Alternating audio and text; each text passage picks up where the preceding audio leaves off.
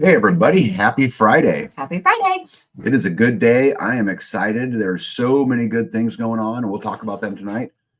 But I think there's a lot for a lot of us to be excited about. You know, we joke on our live all the time about the good news, right? And even Instigator in the comments tonight said, oh, my goodness, look at that thumb. There's got to be a bunch of good news. But the fact of the matter, there is a bunch of good news. There's a lot of bad stuff that's going on, too, that we got to keep ourselves aware about. But there's good stuff, too, we should be celebrating. What do you got? I don't know. You look all like bundled up. I just noticed that. Yeah. Let me fix you. Yeah. So let's see if I get this right. I have a homestead and it's 18 degrees outside, and she wants to know why I'm bundled up. I know, but it was all like you had your hood weird. Anyway. All right, well, let's get to some hellos tonight. Starla Dokes, first in the house. Good evening to you. Shrek69, the OG, is in the house. Tamber Smith, good to see you. Scott Horn, how are you, buddy? Stan Guthrie, hello. Terminator. See, the greatest name on the internet. Half Bubble Off Plum is in the house. I got you trained. Did you know that? Yes, you do. Yep. Karen says, I'll say hi to everyone now. Won't be able to later. I'll be listening from the kitchen as I clean fruit for tomorrow's women's get together. How wonderful is that? That is awesome. Let's see here. Jane, good to see you. Nostradamus, welcome in. Hey, my buddy Mo's in the house. How you doing, Mo? If those of you guys who don't know, Mo's a good friend of mine. I've known him a long, long time, and I learn a lot from Mo. Mo contributes to my life, and he makes my life a better place.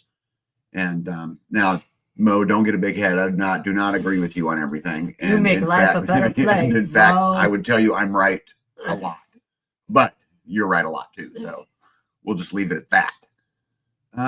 What else we got here? Jane, good to see you. Louise, the Lou crew, says, hello, Tag. Please send a thank you to Indiana Mike's mom. She took time out of her day to send Gypsy a get well card. Oh. Yeah. So how cool is that? You know, isn't it awesome when you can just be around great people, you know, people who are willing to contribute for no other reason than just to contribute, just to be good people. Yeah. So my hat's off to you, Indiana Mike's mom. Go Indiana Mike's mom. Although you really need to start calling him by Trench because he earned that name. Hey, Zeus is in the house. Good to see you, as is Kent. Says he's waiting for warmer weather next week. Aren't we all? I'm actually even tomorrow. Even tomorrow is going to be in the 40s here, which is, that's outside. That's exciting. Yeah, that's super. It's been very cold here for a while. So, yeah, this is their, the Instigator said, dang, that thumbnail looks like tonight's going to have a lot of good news. There'll be some. Tina Conkle, good to see you. RN, good to see you. Lisa, how are you? Yep, Carrie Davis herself. Says, good evening, y'all. Get down here a little bit here. Sometimes it's hard to remember who I all said hello to. Yes. Redneck, good to see you. How are you, my friend? Gypsy, the king himself, King Jeff, Juicy, Hefty, Lefty, Amazon, Mud Dollar Slick is in the house tonight. I wonder if you can take all of the letters from that and make something that would be like. You ought to try that. Just for short. My friend LJC is here, as is One More Rock. Mary Michelle, welcome in. Life with Mike and Jen are here. How are you, Jen? I hope all is well. We think about you guys all the time. Jane joined us. Good to see you. Oh, there's Indiana Mike right there. Yeah, should say Indiana Trench, Mike. Just saying. It should just say Indiana Trench. Yeah. Vicky Pullen, how's Texas? IT. Huh? What's that? Indiana Trench. Oh, IT. Oh, that actually kind of fits a little bit. See Dana Green. Good to see you. Barbara, how are you? Hey, there's Silver Lining. We were just talking about you just the other day. Good to see you. I hope to see you soon. Grateful Hearts Ranch is in the house. JB, how are you? Hang on, spring is coming. Yes, it is. Tag, a quick service announcement. I'm supposed to make one, or are you? Either one's welcome. Yep, American Roots Farm is here. How is Jess and Joe? Good to see you. Long time no see. It's been forever. Yep, Tamber says Texas is cold. Well, I don't know how cold Texas is, but last night or the night before, the temperature was like minus 18. And so that means that the wind chill factor out there was probably minus 40. It was cold. Yeah, it was super cold. Super, super cold. Let's see here. Jen says, freaking amazing. Sometimes it's just about looking at the good stuff and letting that be your focus. 100%. A lot of times. A lot of times. Guys, Jen, I'm going to leave this up for a minute. Jen is this out of the ballpark. You guys, happiness is a choice. It's not a destination. Anybody that thinks it's a destination will never catch it. Yeah. You'll never find it because it's a decision we make every single day. We decide whether we're going to get upset because those socks were left on the floor. We're going to, decide whether we get upset because that trim didn't get painted or we're on year 2 of pod 4. Right? I mean, we make a choice. We decide, and you decide every day what kind of life you're going to live. And where you're at in your life is I'm telling you, 100% of the time is a direct result of the choices you make. And one of the choices you make is whether or not you choose to be happy. So I'll quit ranting. Silver Lining says, I'm in trouble again. What are you in trouble for this time? Although none of that would surprise me. But do tell. Okay, so RN says the public service announcement. If your cell phone calls you, do not answer. It's a scam. Another way for the bad guys to take advantage. There's too much of that. If your cell phone calls you. Yeah. There's a lot of for us Texans, below 40 is a life-changing event. Yeah. Dude, I'm telling you, tomorrow it's gonna be like 44 degrees here. And we're gonna be outside. I'm going to be out digging in the dirt. Windows open. Oh, yeah. Tomorrow's going to be a glorious, glorious day. I cannot wait for tomorrow. And what's cool for us is so then Sunday is going to be 50. And then Monday is going to be 65. And we've got about 5. The great thaw. Yeah, we've got 5, 6, 7 days of really good weather. And it probably means the end of winter for us. Hopefully, right? That kind of weather. I mean, we just had -18. Right. So. We may still get a little snow. Yeah. Or it may get 30 or something, but the minus 40 degree wind chill factor is probably over for us right here. So I'm super, super excited about that. I'm excited, but then next comes mud season. So I'm like, there's a short window of not just mud season, but planting. Well, right. The garden's got to get prepared, and I've got a whole bunch of stuff on my plate to try to get you ready for that. Yep. Right. So there's obviously a lot to do. Vicky says high of 34 yesterday and high of 70 forecasted for Monday, 78 on Wednesday. I cannot wait. Bring on the mud. I am not going to complain about the mud. I am not at all. Because it has been, the community building, I've got a big stove in there, and I was down there working when I wouldn't call it a big stove. It's pretty good size. It's meant for 3,000 square feet in an 1,800 square foot building. I mean, so so it's meant for that, but it was -16 outside, and I couldn't get the community building above 60, and I was roaring it with hedge the whole time. I just could not get it. I noticed you had a very large pile of hedge in there. Yeah, well, I'm just trying to heat it up, Tamara Smith says weird weather this year, very weird weather. Yeah, and I think this really brings up the point of when we're building, guys, where you're not working on your homestead, you're building a house, barn, whatever. We really need to try to focus our attention on building beyond the norms, because I think weather will continue to be extreme. And so we've got to figure on colder, heavier, wetter, drier, all of those kinds of things. So think about that as we go on and build. Terminator said we are getting more snow so far, over 5 feet. No. I love Canadians. They're our brothers and our sisters, regardless of what Trudeau and Trump say. However, you can keep it. Yeah, they're built tough. yeah. Terminator's definitely built tough.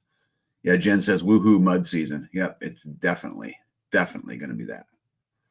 Yeah, Dana Green says high of 50 tomorrow. Yeah, we will absolutely take that. I'll take it. Yeah. Hey, look at that. My buddy Squatchy. What's up, Squatchy? How you doing, man? Where's Lazy Loper at? She's sitting there with you, or is she lollygagging? Is she on vacation? I bet she's on vacation. That'd be my bet. What do you think? Probably. Yeah, probably. Lucky girl. Yeah, Squatchy says, Squatchy. Summer here. Yeah, and then Gamber replies, Summer Squatchy. That'd be you. Yeah. Yeah. Squatchy has confirmed that Lazy Loper is on vacation. All right, cool. I think I'm pretty much caught up. If I missed somebody, I apologize. And if you pop in, I will make sure I say hello somewhere along the way. Yes. Pop in. Pips, what do you want to talk about? Well, so you want me to just skip the, okay. Yeah. I love how she just talks to herself, answers herself, the whole thing. I'm home a lot. Most people do that inside your head. I'm home alone a lot. So I've been working on pod 4 a little bit in between, other a little bit. stuff. It does not describe it properly. A little bit. A tiny bit? Maybe a little less than that. Poquito? Yeah. Maybe less than that. I should have paint on something by Monday. So I It have might just be a brush, but it's getting on something. Hey, real quick, Hilltop Home Place, good to see you. Make sure I didn't miss anybody here. Hey, Brett Boyd, welcome in, and Rabid Coyote, good to see you. Good. I have the downstairs done. And then the upstairs, I have to sand drywall. But it's like a corner here, a spot there, inside of a closet, which is not that big of a deal, but I just wanted it to be a little better than it was. And then I should be priming. Well, I have to clean all the drywall and sawdust and Good. You got reinforcements coming. I do. I had Jess from American Roots said, are you going to be working in there? I'm offering my services. And I said, yes. And she said, just tell me when. And I'm like, how do I say like ASAP? Like, how long can I have you? I can't tell you how empowering it is to be in a community that help is overabundant. Yeah, I don't have to beg anybody to come and help. But I'm going to tell you, you only get that as if you invest in that. And I was doing a bunch of studying today for another project that I'm working on that I'll share with you guys someday when I get it done. But was working on merit-based organizations. I was just kind of studying through that, how all that works, because we really are in our community a lot merit-based. Not that anybody's keeping track or keeping score or any of that, but if you help people, there's plenty of people to help you. Mm-hmm. Well, and right? When you go, when you go to events, you get connected to the people. Yes. You cannot get that by dropping in and, dropping in and just being there for 15 minutes. You cannot bond with somebody in 15 minutes once or twice a year. Well, and you especially can't bond with them on that level. When you sweat together. Yeah. Right. When you've done something stupid and you're like, oh my gosh, they just saw me. Right. Right. Hey, Terminator said, I'm not that tough tag. I'm still battling pneumonia, still congestion going on 3 weeks. Well, Terminator, we all have an interesting view of ourselves, but I'm going to tell you something. I know how you live. I've spent time with you on videos. I've I've followed your channel. I've done a lot of that stuff. I'm going to tell you something. You are tough as they come. And the zombie apocalypse ever comes, and I want, Terminator standing next to me with a garden hoe, because, I could sleep easy at night knowing that you were on watch. Let me get down here a little bit. Yeah, Jen says, good gravy, you two. Laughing here all by myself. That's good. Laughing's good. Make sure I didn't miss anybody here. Yeah, Mary Michelle says she'd love to come help you. Not getting on a plane right now. I don't know that I'd be getting on a plane, right? Right. Oh, wait a second. I missed. I seen her up in here. I don't know where she went. Skane's girl. She's in here somewhere. Anyway, Skane's girl, welcome in. I know I seen you. Okay. You go. You're pushing that up and down and up and down. I'm like. I was looking for somebody. Anyway, go ahead. So pod 4 is at least going to get paint on a brush this week. I have to sand a little bit of drywall in the upstairs and then clean everything. So wipe everything down, all the shelves, and get all the drywall dust off of things. You cannot paint with drywall dust on your There's almost no drywall in the entire building. But go ahead. It's all over the shelves. It's all over the windowsills. It's all over everything that I have to prime. Should be easy. Right? Oh, I'm not saying it's hard. Maybe you guys can it's just something that has to be done. So what's the chance of while you guys are working on it, you get your garden plan finished? Like sit down with pen and paper and talk about it, with maps and stuff. No, and have a conversation and get a good understanding of where you're headed. We'll probably talk about it.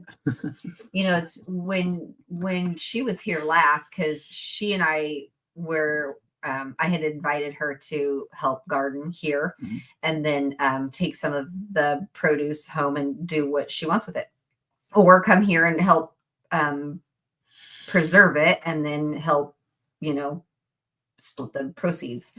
And the ladies who were helping the garden here last year are welcome to help again this year. Or if you did not help last year and you want to help this year, you are welcome to help this year. It's just, it's a lot of work, and we produce a lot of food. So we have to do something with it come harvest time.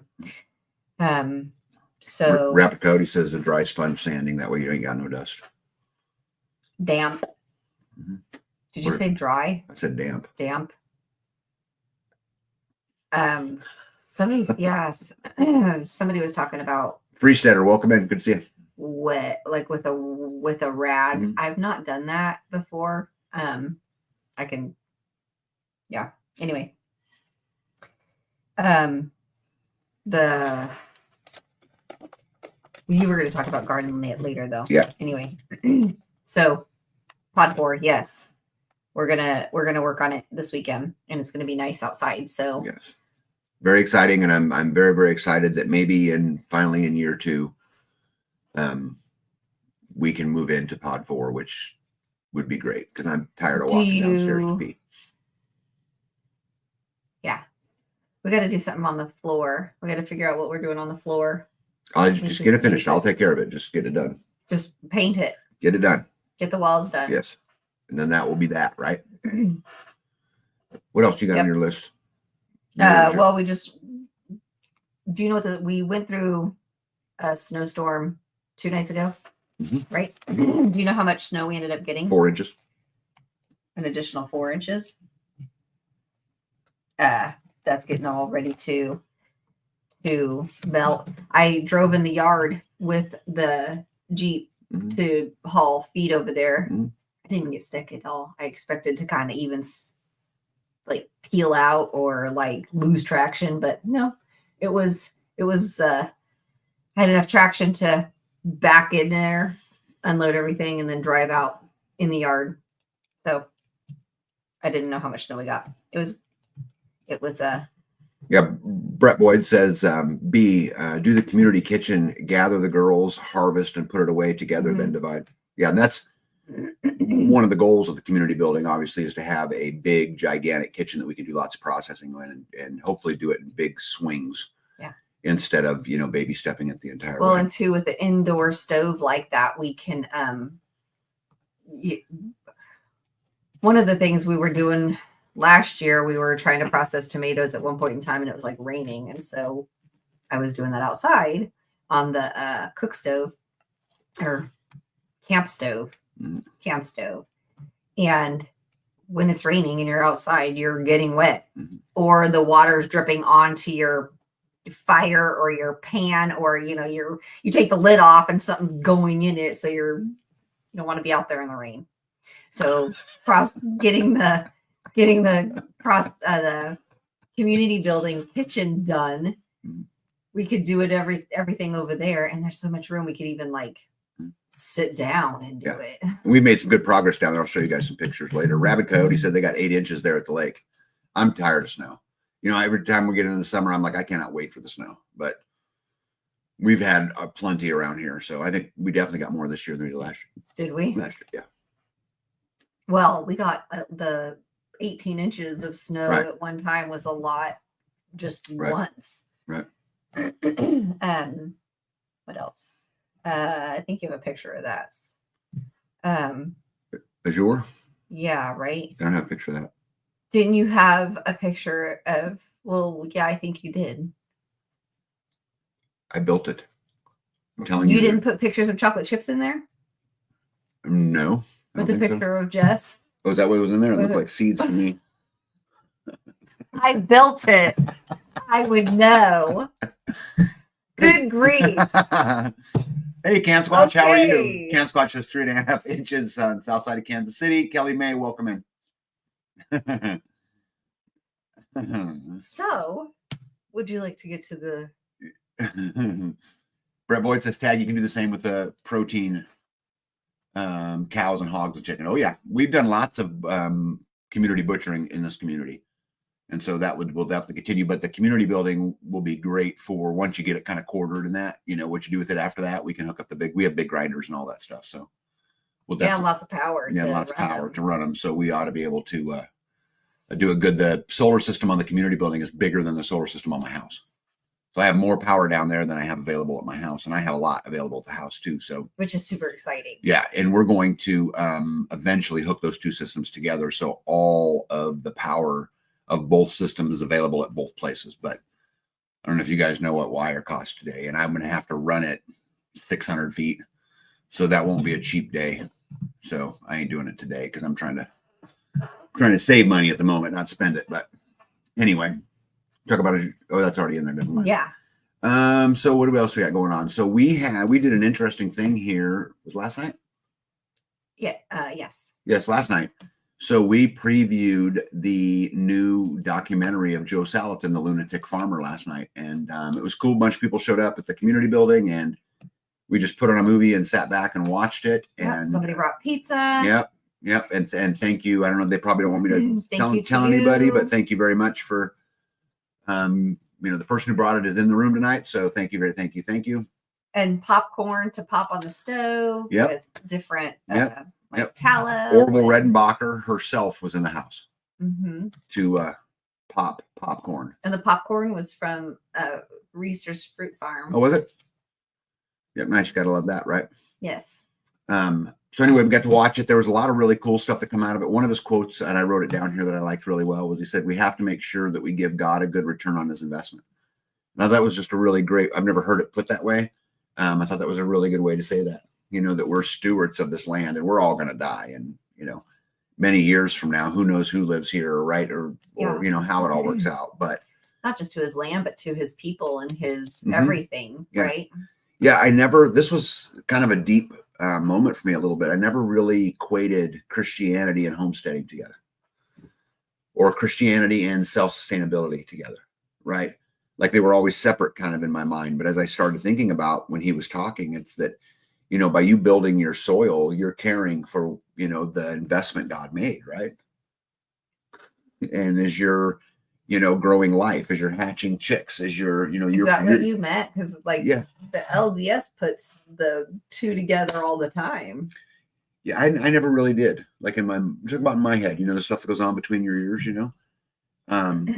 but it really was like, you're, by being a good steward to your land and being a good steward to your community, right? You're furthering his creation, right? Right.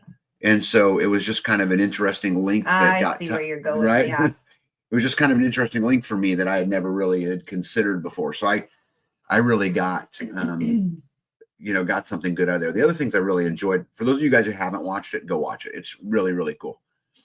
But there's a couple things, other things I pointed out about it is his homestead is not nice and tidy like you see a lot of them in, the movies are on YouTube, and it makes me feel better because when they were scrolling across his property, and I seen Sanford Row for him. So I always complain about it here on our farm because I've got a row of pallets of stuff I bought at auctions, fencing, whatever. Well, and not all of that stuff belongs to us either. No, Other people's stuff too. Yeah, but it looks like Sanford and Sons, and so yes, I always call it Sanford Row. And so anyway, it was nice to see that Joel Salatin had a Sanford Row. I don't see how you can't. I know. It just drives me up a wall. But it was good to see that, and it was a couple some super interesting things as he was talking about species of grass growing that's never grown on his land before, and it's from him taking care of it and all of those kind of things. But really, really interesting. I'm very excited. We're going to have Joel Salatin here at my farm on May the 8th. And which just so happens to be Tag's birthday. It'll be my birthday. Yep. And 53? 52. You were close. So that'd be pretty cool to have him here. And I think going through the documentary will help the community formulate better questions, but also just get an understanding of kind of where he comes from and, how he got to be where he is and, his trials and tribulations that he's gone through and the reasons that he does it. And it was really, really, really cool. And then one of the quote from him was, he said, if a job is worth doing, it's worth doing poorly first. And I really like that too, because, we live it in this community all the time. And I could point out so many people right here in the chat tonight who've experienced this, and I won't, but I could, how you mess it up the first time, how, you think you're going to go and and you get ambitious, because I do it all the time. I'm one of those guys who is totally wired to, I don't know any better, so I'm going to go do it. But, I bought solar parts that I didn't need. It's easy. Right. It's easy. Right. Like I always say. Anybody can do it. That's right. Or, messed up a pump because I didn't get it drained properly or whatever it is. And at the end of the day, it's neat to hear him say that, I think, too, because this is someone who's super successful at it. Yeah. Right. And you were like, well, he doesn't make mistakes. Yeah. It's just he's got it all figured out. He knows what he's doing. Well, didn't he say in his video that he's kind of given that control to his son? His son's running the farm now. Yeah. He's not doing as much of it day to day. He's doing lots of speaking and those kind of things. But Squatchy says, what good God-fearing person would destroy their own land or others' land? Well, that's the thing. You don't realize that you are like putting a well in. Mm-hmm. Right? Didn't it say that depletes the aquifer underneath? Yes. So instead, build a pond. Yeah. So that's holding the water and you can pull from it, but that it's adding to the aquifer instead of pulling from it. Yeah, but I think that, babe, I think that you could easily reach the conclusion that spraying poisons on your land is not his will. Probably not.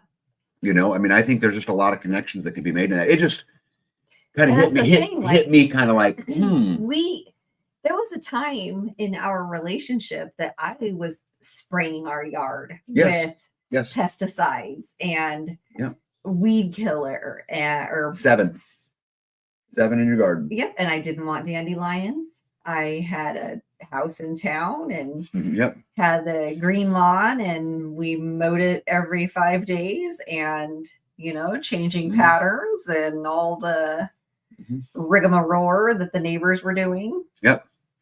But now I look at that so differently, and I see somebody spraying and I'm like, excuse me. What are you doing? Brett says, I don't think I understand. Tag, check out your farm irrigation people for the wire. I don't know what that means. Burying cheaper to get wire cheaper. Burying. Oh, got it. Irrigation people for the wire. See if they can get the wire cheaper. Got it. Yeah. Good advice. Together. Jen says professional messer upper. Yep. And Squatchy says it's so easy. A Sasquatch can do it. Oh my goodness. And there is no live that can be complete without a pack rat. That's right. Hey, Dana Green. Hey, look at that. Lazy Loper is off vacation and has joined us in the live. Good to see you. RN says tag soil purifies the water as it goes down to the aquifer. So that is why people use wells. Let's see here. What's Instigator got to say? Anyone who has read or listened to his book, The Marvelous Pigness of Pigs, can't think otherwise. It's actually a type of good vaccination. Highly recommended.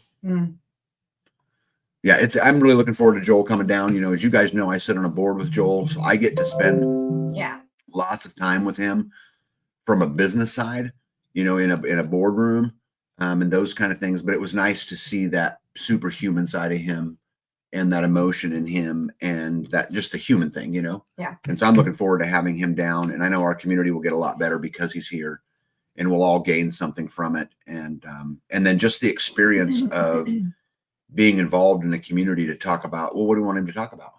And trying to get a consensus. Yeah. That's been a difficult, that's been a difficult journey because we have so many people who have different ideas for their homestead, and they want to ask him, have intimacy with him.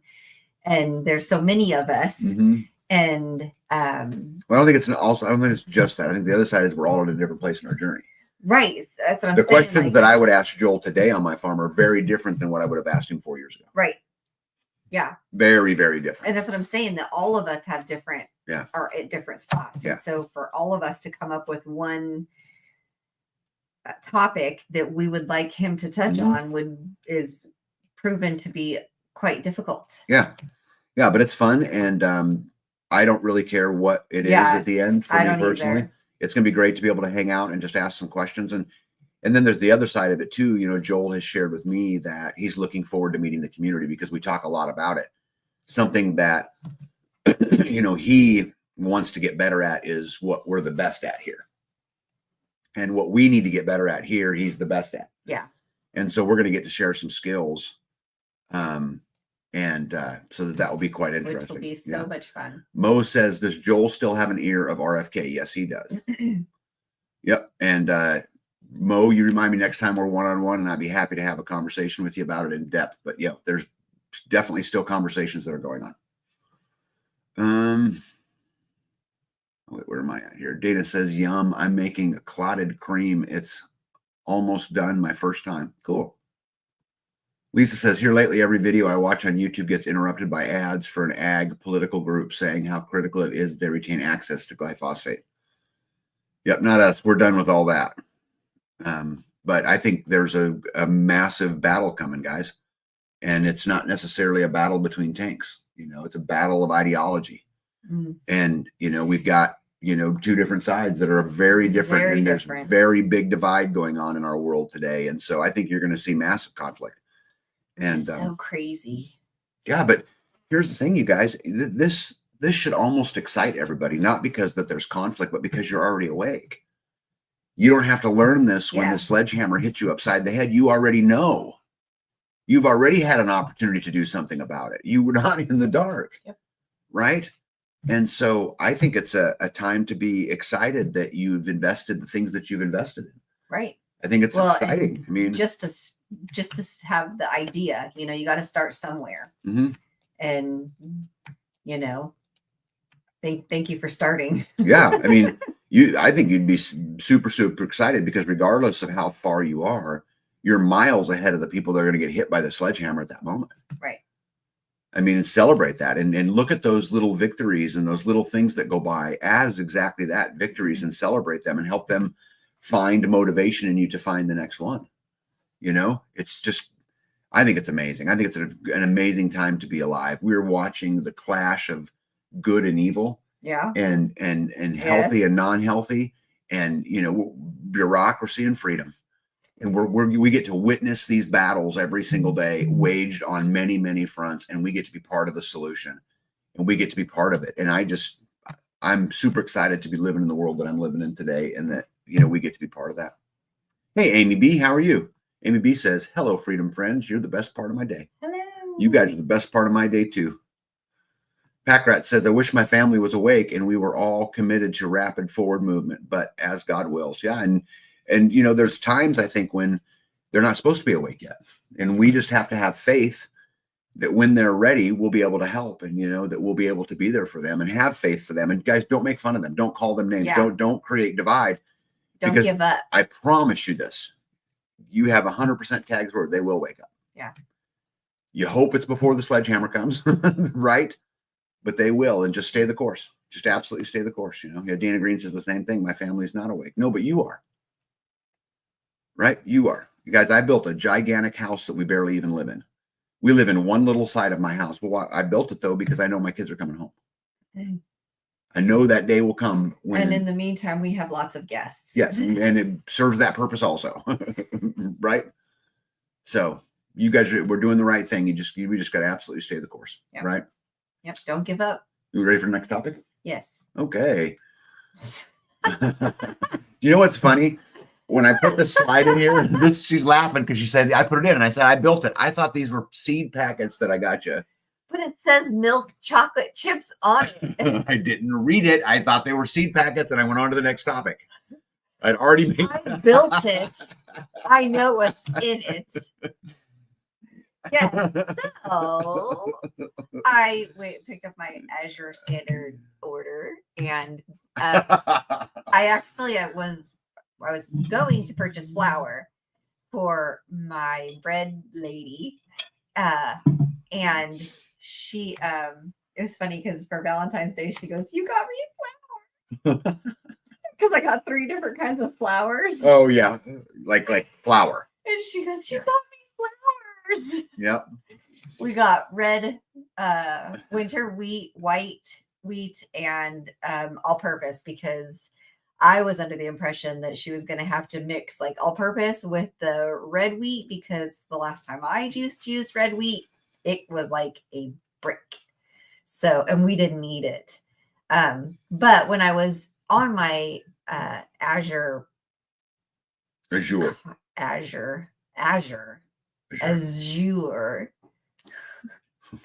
standard. When I was on there, this was in the sale bargain category, and these were on markdown. So I thought, you know what? You love baked goods, and I got these so that we could do something with them. White chocolate chips and milk chocolate chips. Allergen free. Not that that matters, but you typically don't like white chips. So I got these. I want to try them, see if you like them.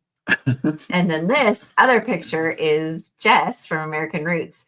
Look at that cinnamon bread. Look at the swirl on that cinnamon bread. Yeah, it was very good. It was a complete swirl. And this loaf was a massive loaf. You know, when I went to that Pepperidge Farm, one step closer. Welcome in. Go ahead. And I got a loaf of that cinnamon bread from the grocery store. That loaf was like tiny for $4. But this was a giant loaf, and she put frosting on it. It was good. And it all got eaten. Yes, it got eaten. Yeah, and for any of you guys that don't know, Jess from American Roots is a fabulous cook. She can make baker. Yeah, well, not just baking. I mean, she's made Chinese food. She's made all kinds of stuff, you know. She is definitely gifted in that. I tell people this all the time about Jess. She's one of the most rounded people I know. Like, she can do a lot of things. She has a lot of skills. She spoils you. Yes, she does. Well, chicken cordon bleu sure sounds good. And she's like, B, would you like me to come over and make chicken cordon bleu? And I'm like, what? Where'd that come from? And then I'm like, oh, Tad, we were alone. Yeah. But then, of course, I'm like, yes, I do. Please come and make me chicken cordon bleu. And then she totally gets my wood stove and starts frying, deep fat frying on, which I have never deep fat fried on my stove before, because I'm like, open fire, hot oil. That just sounds like that just. How is it any different than cooking on a gas stove with an open flame? I don't know. In my head, I think turkey fryer. The deep fat fried turkeys outside that explode. Mm-hmm. So I'm like, oh no. But she was like, I'm gonna fry these up. And so I gave her a deep pan you would boil noodles in, stock pot. And she's a little girl, which means she couldn't see over the top of it. I didn't want it to come out of the pan, so I gave her the deepest pan I could find. But no, she fried those up to a golden crisp. Oh yeah, they were good. I was like, oh, those are amazing. Yeah, I can't believe someone can be so smart and have such a little head. Just amazing to me. It's concentrated.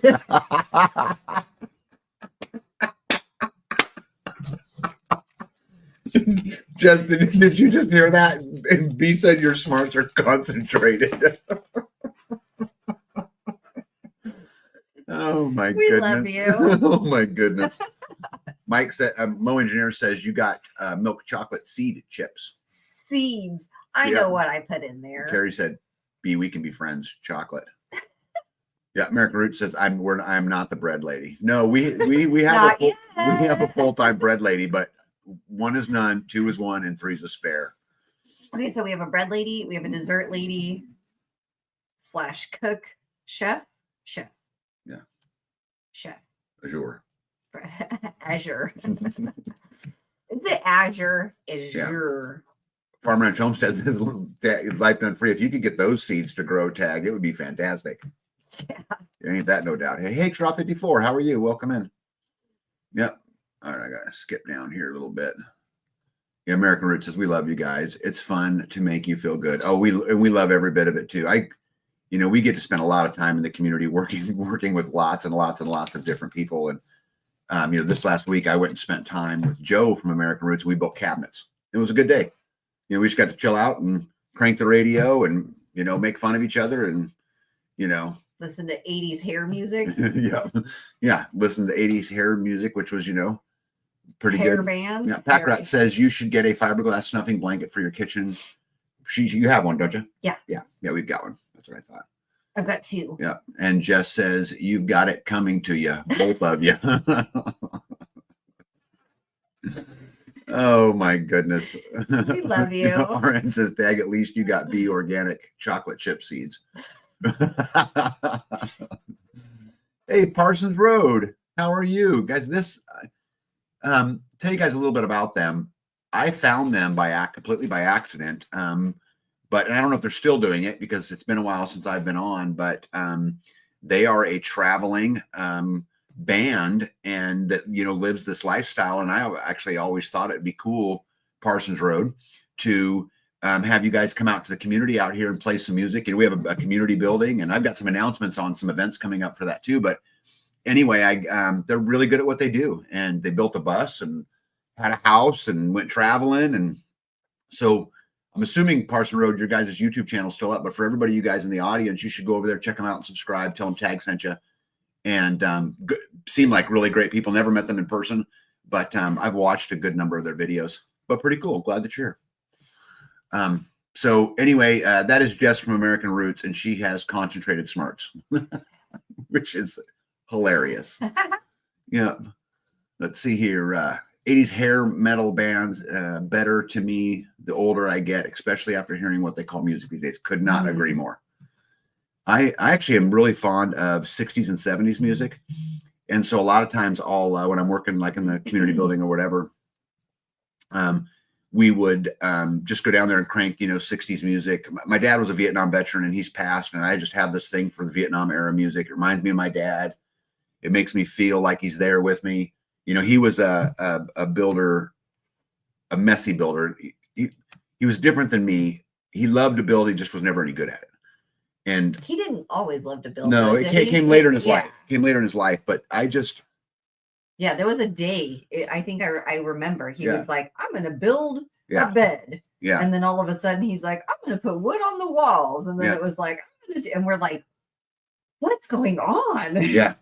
And then he started just building all kinds of stuff, decks, and Anytime the saws are running and Vietnam music, era music is going on in the background, I get to just think about my dad, and that's, I miss him a tremendous amount. Did you tear up at the movie last night when Joel was talking about his dad? No, but it made me think of my dad. Yeah. I don't really get teary about him. I celebrate him a lot, and I laugh at him, and because dude, the guy was a mess. He's the only. Yes. He would go and try to do a river table, which I love building river tables, but he would try to do it and come out there with epoxy in his hair. And it was just. And pink Crocs. And wearing pink Crocs. You're like, Dad, you're going to wear this in public? And he's like, I don't care. Yeah, here. You see, Starla Doak says, the only Parson Road I can find is Parson Road music. Hey, can one of the moderators find Parson Road link and put it in here? And I'll put it up on the screen and then give somewhere a place so you guys can go and subscribe. And again, I really enjoy them. I don't know them personally, but I'm going to tell you, it just seemed like really cool folks. And I'd love to see them out in the community. And I'd love to show them what, a intentional neighborhood built for the reason of living free looks like, out here. But it just seems like it'd be a good match. Packrat says, I have relatives that do messy builds. You wonder, why did you do it that way? But the buildings still stand. Yes. Okay, what do we got? Okay, here. Messy builds. There you go. Thank you, Jen. So there's Parsons Road YouTube channel. Let's see what Parson Road says. It says, Starla, we have another channel for our bus and travels with the name of Parson Road. Okay, got it. I'll leave that up here just a little bit. Farm Ranch Homestead says, I like 60s and 70s music a lot too. Funny that oldies stations play that now. They don't know oldies are from the 50s. Yeah, I don't get much into the 50s music. Maybe I should try it. Starla Dope, by the way, subscribe to Parsons Road. Thank you, Starla, and everybody should. Again, they're trying to do it for the right reasons, just like a lot of us are, and it's a journey and a struggle for every one of us every single day. They're just different struggles, in a different place in the journey, but we're all different struggles. Yeah, we are all different struggles. Different journeys. Sure. I'm going to leave that link up a little bit so you guys can get over there and subscribe to them, and make sure you tell them Tag sent you. Oh, this one's really good. Oh, this one's really good. Yeah, so we are head into spring. It and looks like a weather. Yeah, it does a little bit. But one of my goals in this spring was to get oh, cool. Look at all those people who subscribe. I love that. Thank you guys very, very much. So we're trying to get all the paddocks built and around the community building and all of those kind of things. And so I have 2 of them completely built. I'll tell you, the outside perimeter fence that we've been working on for a while, I have 120 feet, and the entire outside of the perimeter fence is complete. And so I'm hoping to get that done this week. We had to stop because of the weather. Being out in minus 16-degree weather, digging holes and putting wet concrete in holes and poles is just not a good idea. So this weekend, I'm going to get out there and we're going to get the rest of that fence finished up. But then from there, I've got to get started on the inside of a lot of the paddocks. So if you guys, paddock 1, paddock 2 are already complete. I'm going to build 3, 4, and 5 this year. But first, what I'm going to do is bees food forest, which is exploded last year. And, everyone that came over went like, oh my God, that's like picture perfect, right? The problem is that we have so much pressure from deer and wildlife because of where we live. We went up there just a couple weeks ago and I was looking at all the trees they planted last year, and 2/3 of them are chewed at the bottom so bad the tree will probably not make it. Yeah. And so I just can't keep the pressure off of them. So right now, what I'm about to go do is put a 8-foot tall fence completely around her food forest. Yeah. I really would prefer we didn't even call it a food forest, but it's what it is. But really for me, it's a nursery, because we'll be able to break apart the elderberry plants, for example, and we'll be able to place them all over the woods. Right. And trees and just all kinds of things like that. And so I'd really like to get that nursery just, absolutely, roaring. And look at all those people that subscribed. Yeah, oh, look at that. That's cool. It says Parson Road, anyone recommended by Tag is family. Gotta love that. Mo Engineer says, well, epoxy in hair kind of goes with chalk in the ear. Weird how both went to the Asian area. Yeah, he was such a mess. He was just such a mess. Yeah. Let me see here. Won't chicken wire around the base of the trees stop the chewing? Some of it does, but the problem is that then the deer get up there and they rub on the cage. Well, and they knock it over, and you walk over and the tree's bent all the way to the ground and the cage is over. I just got to get a more permanent solution. Yeah. And two, you have a tree, and then you have strawberries, and then when you have all of these things in there, it is a buffet for all of the animals. The dogs are digging up the sweet potatoes, and something is eating the elderberries, and something is digging or chewing the trees, and then we saw the deer plucking the strawberry plants. I mean, I was just up there and planted 80-something strawberry plants. Yeah. And then across the field, we could see deer. And I'm like, oh, they're so beautiful. Hey, he's eating my strawberry plants. And then he did. They just pulled the entire plant right up. They pull the tulips right up and eat the entire thing. They eat. Yeah. And it's pretty hard to cage an individual strawberry plant. I mean, it's just... I'm just going to put a permanent solution in, and that's going to be the end of that.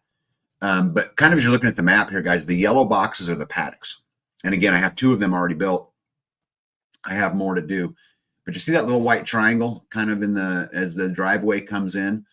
That's really going to be kind of my staging area where I can, depending on the gate that I open, I can move the animals without actually having to move them. It's literally a matter of you get up and you open which gate you want. And the gate that you open will take you to whichever paddock we want them to be in at that given time. So the yellow, the big yellow squares you see in there, that's all animal grazing area. I won't use it for anything else. But the little small yellow box just to the, just above the white triangle is her food forest. And I know it looks small here. It's actually quite large. What you're looking at is 40 acres. The white lines are our roads. These are the paths that I've cut. This is how we drive around our property. The blue box you see down by the pond, that's the community building. And so hopefully we'll have that stage and all of that stuff set up, kind of by the time we get there. But this is what we're kind of on to this year. I'm super excited about it. Technically, you can drive. There's a road here too. It's not really a road. It's just we drive through pasture. Packard says, oh, bone sauce is for trees and bushes. I did not catch the pivot to strawberry plants. It's not even just strawberry. It's elderberries. It's tulips. It's anything that, because, our idea is to plant just so many things that everything you look at, you can eat, and it's abundance everywhere, right? It's Eden, right? But to get there, I got to leave them in the ground. Yeah. And it's just one of those things. Instigator said, I thought the solution to deer browsing was a 30-06.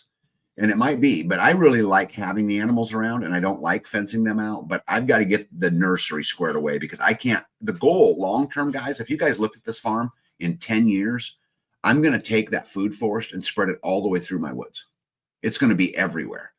And then they're going to get some of them and some of them are going to live, right? Right. But I got to get that nursery growing so I can continue to take from it, because I don't like being dependent upon the nurseries and those kind of things. I want to grow our own, but I've just got to get it done up there. So the blue boxes that you see are all ponds. The reason why I painted them in is because the last time this picture was taken, they didn't exist. But not the blue boxes. The dark blue circle, the dark blue, the light blue are the two new buildings. Those, they just weren't in the satellite picture, so I just drew them in for us. Dana Green says tulips are edible. Well, apparently they are to deer. Yeah. So if you look at the triangle, we talked about the box right up above is her food forest. Then the boxes to, I guess, between that box and me and B in the picture, those little small boxes are her gardens. So that's all garden area right over there. And those are already all fenced, but I got to get the food forest fenced. So this will be something that we're working on, and I'll try to hit pretty hard. I'll keep you guys posted with pictures kind of as we go along.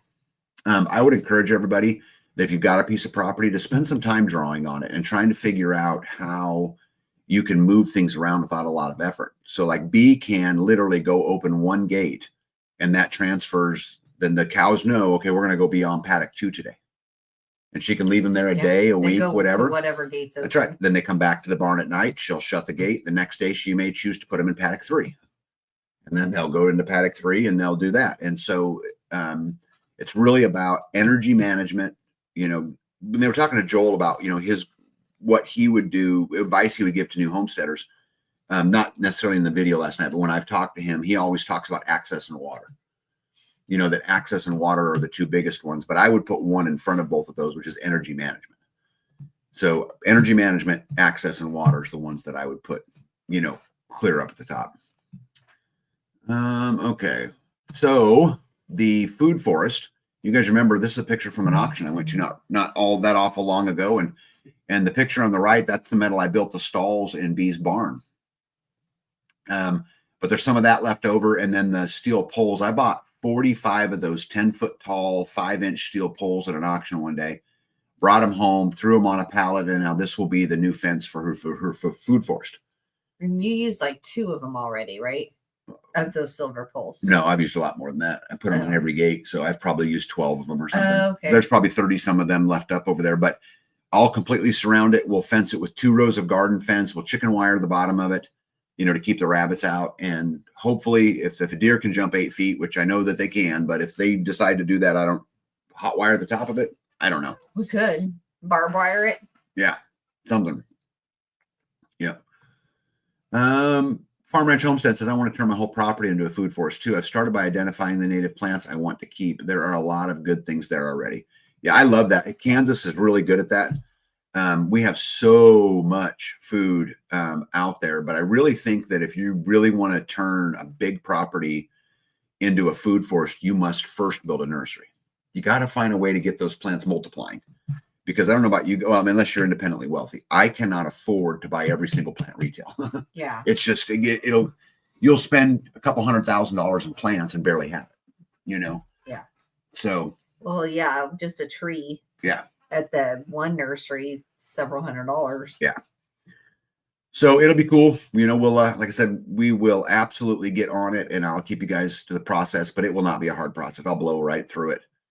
It's a big, but it ain't that big. You know, I'll use up all the poles. I've got, you know, I'll drill holes, concrete them in the ground, give them a day, put a fence up. That'll be all she wrote. So I'm pretty excited about that. You agree? I am. Yeah. Hey, I wanted to share this picture with you guys. This is a picture of pod 1. This came up in my memories.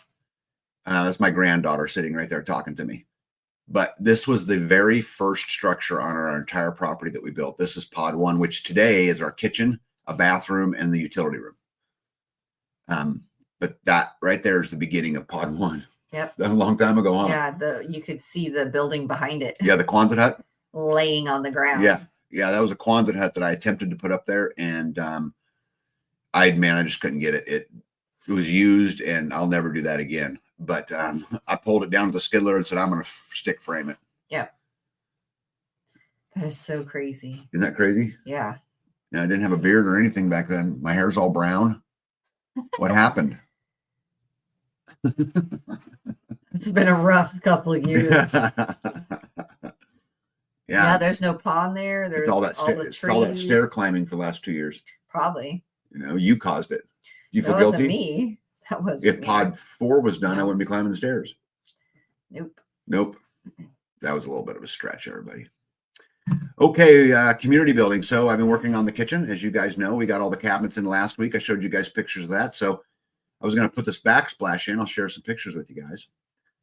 So both sides of the, hold on one second. What's Starla say?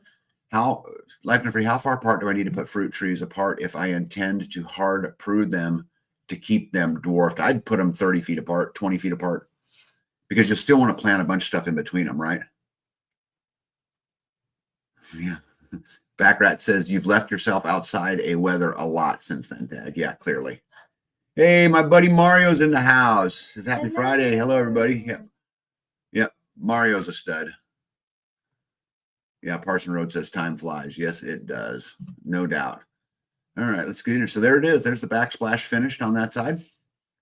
Right. Oh, you had the countertop. You were on the previous one. You were working on the countertop too. You had just poured it. Yeah, I just poured those you over could there. Tell it's all slopped over the sides. Yeah, what about the last picture? Yeah, this counter, in that picture, that countertop's not even poured.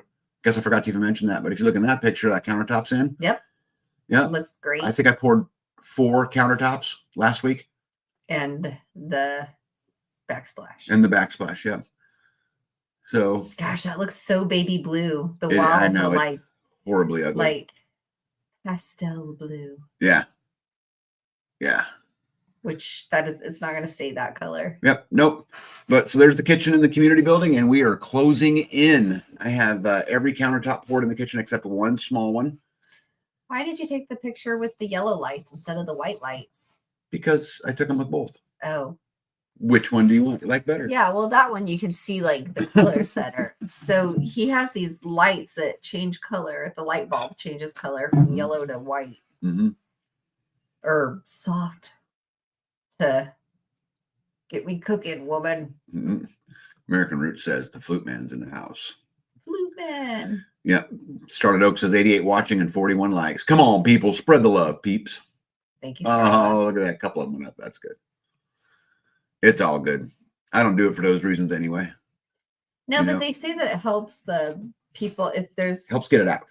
It helps get the message out. Yes. But they don't like me. I mean, I'm still on probation till March 4th with them from my last time I got kicked off for 2 weeks. So it's all good. It don't matter. At the end of the day, if the message is meant to be heard, it'll be heard, and I ain't going to trip on it. Right. But anyway, guys, we're closing in. We're doing more and more things at the community building all the time. It's more and more ready. Yes. Still got a lot to do. I got to get the bathrooms in, but the weather has not been conducive for me to do that. So yeah, no. But we'll absolutely get it done. Get there at some point, right? Yep. What else? Oh, here's a good one. March the 5th, I will be doing a podcast with Homesteading family, and we're going to talk. Actually, I don't get this request a lot, which might surprise you guys, but he wants me to come on and talk about electromagnetic pulse. As you guys know, I know a fair amount about that. And so we're going to talk EMPs and just electrical surges, lightning, those kind of things, and how they affect a homestead and why it matters. And so anyway, we'll be on that. On That's March the 5th. On a grid scenario or? Both. I mean, I think we'll probably just talk about what it even is and how it works and why it works and, how it would affect an off-grader. Yeah. Yeah. So that ought to be pretty cool. So we'll be doing that. And I like Josh and his family. They seem to be very nice. I've been on their show before. And so we're going to do it again and just kind of see what happens. But her videos, his wife, her videos were the very first ones that I watched, about water glassing eggs. Water glassing? Is that how you say that? Yeah. Definitely how you say it. Yes, you put the lime in the water and put the eggs in there and then stay them for 100 years. I actually have buckets of eggs in the pantry, buckets of eggs still. And somebody said, one of our friends said, "Have you tasted them?" And I'm like, "No, I get like a dozen eggs every day. Why would I? I'm going to eat them if I have to. I don't want to eat the old eggs if I have fresh eggs every single day." Yeah. Yeah. I probably should switch those out maybe. No, just leave them. Just water glass some more. The problem is we get so many eggs, and especially now that we're heading into nicer weather, we're going to be, we will get feed a lot of eggs. Yeah, the dogs that'll be the dog's primary food source. We will eat a ton of eggs, and we will still be looking for what to do with them. Eggs back. Yeah. So it'll be good. Yeah. Let me see here. Hickshaw says, will an EMP affect a solar panel that is not hooked up? Depends. Right. I have to use the instigator's answer. It depends. And what I mean by that is that what altitude did the EMP go off, and then where are you in relation to the explosion of an EMP? How close are you to it? See, it's all about how much power gets in there, right? So like military standard 188.125.1 in reference to EMP says that when they're hardening against it, they want to be able to protect against 50,000 volts per square meter. But there are super EMPs out there now that are 200,000 volts per square meter. And so if a solar panel gets hit with 200,000 volts, it's going to fry all kinds of things. I can promise you. It has to get hit by it. Yeah, I mean, if it gets the meat of that, right? I mean, you got to think something first. An EMP radiates. So there's a couple things you can do though. Simply make sure it's grounded, right? Give somewhere for that power to go. Even if it's not hooked up? Yes. Because you got to think about inside of a solar panel, lots of copper line. Yeah. It's an antenna, right? So that power is going to get absorbed in there. Now we got to do something with the power. Yeah. Before that power is allowed to heat up the components inside, because there's still diodes, there's still things inside solar panels, that can get burned. But I will tell you, they are not as susceptible to an EMP or even a lightning bolt or any of those kind of things as an inverter is, or as a charge controller is. They're way more susceptible than just a solar panel is. I hope that helped you. Can you cover them with a blanket or something, like a fire blanket? You could put a Faraday cage around them, but if you put a Faraday cage around them, they're not generating any power. Right. Well, they're not hooked up. So if they're not hooked up, they're not generating power anyway. Right. Moses, can you use eggs as fertilizer too? Or you can use eggs as fertilizer too, usually done with the broken or bad eggs. Yeah, B just feeds them to the dogs. But let me see here. The only thing in a panel that really is vulnerable is the diodes. Yeah. Well, it depends too on how long that power's there, right? Rapid Coyote, because let's imagine that the E3 phase of an EMP on a super EMP weapon was 200,000 volts per square meter, and it sat there and radiated that 200,000 volts for 8 hours. And your panel was sitting there with nowhere to send that power to. I think the copper traces would be in trouble. That's what I think. But that'll be an interesting conversation. All right, we got good news to get to at some point, but real quick, I wanted to share something with you guys that's coming. So we have decided to do a Freedom Festival on July the 5th at my farm. And I'm not going to give you a lot of details about it yet because we're still working on a lot of them. And actually, I'm not even working on a lot of them. Luckily, we have a whole bunch of great leaders who are working on a lot of the details. But we're going to do a big party, not so much homestead related, not so much, any of that stuff, just a time where we get to celebrate each other and celebrate the community and celebrate the reason why we do all of the things that we do. There's some great stuff coming. I'll talk about it in future broadcasts as we get closer to it and as they get things put together, but I'm very excited about it. And, we already do the Freeman Festivus in November. The Midwest Preparedness Project goes on in May and in September or October, although that really don't have anything to do with me. I just go. And so now we're going to add a couple other events in there to be done on the homesteads, kind of through the year. I'll keep you guys posted, but I'm very excited about it. And I look forward to those days. Yep. We get to just get together and enjoy each other. Yep. So Parsons Road, if you feel like traveling, you let me know. Come July. Right? Yep, you let me know and we'll you see how hot it gets. Yep. It'll be hot. In Kansas. The beginning of July won't be so bad. End of July will be a nightmare. It's still going to be hot. It's going to be hot, but it ain't going to be 105. It's not going to be Phoenix hot. Right. It won't be so bad. Right. So you got anything else you want to that I didn't get to on your list before? So the stove, I was Oh, going to yeah. tell you the stove for the community building. I got a message that said it's ready. And well, I told you that part because then you said, well, wait, I'd like to change something else about it.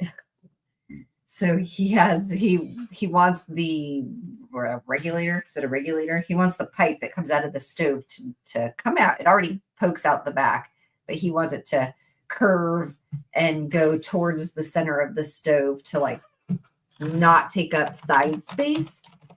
So the plumber is going to turn the pipe on the back of the stove to run it vertical or horizontal behind the stove. Yes. And as soon as that is done, then I will let you know, and you can. Yeah, they don't have the stove in. He said that that's not going to take long at all. Yeah, and I put the sink in already. I got all the plumbing into the sink. I just got the drain left to do, and I just need the parts. stove is the only thing that's missing from that whole line, right? Yep, and then I got that one little countertop to pour. Hey, Parsons Road, I put my email address. I commented in there. That's how you can get a hold of me. One more EMP question real quick, because I love talking about EMPs. Rapid Coyote says, so much of this EMP CME effects are still speculative and are mainly based on times such as starfish prime detonation and such. In lab is not very reliable as in real world expectations. So this is actually a really cool topic right here. So you're right in that a lot of it is speculative because they've got the studies from a long time ago, but they also, when you look at like White Sands, some of these testing facilities that the military has, they have lots of EMP radiant testing where you can pull a semi in, an airplane in, and put a building in and test the radiated energy of whatever voltage they want to use, whether it's 50,000 volts per square meter as in military standard, or whether it's, the super EMP weapons.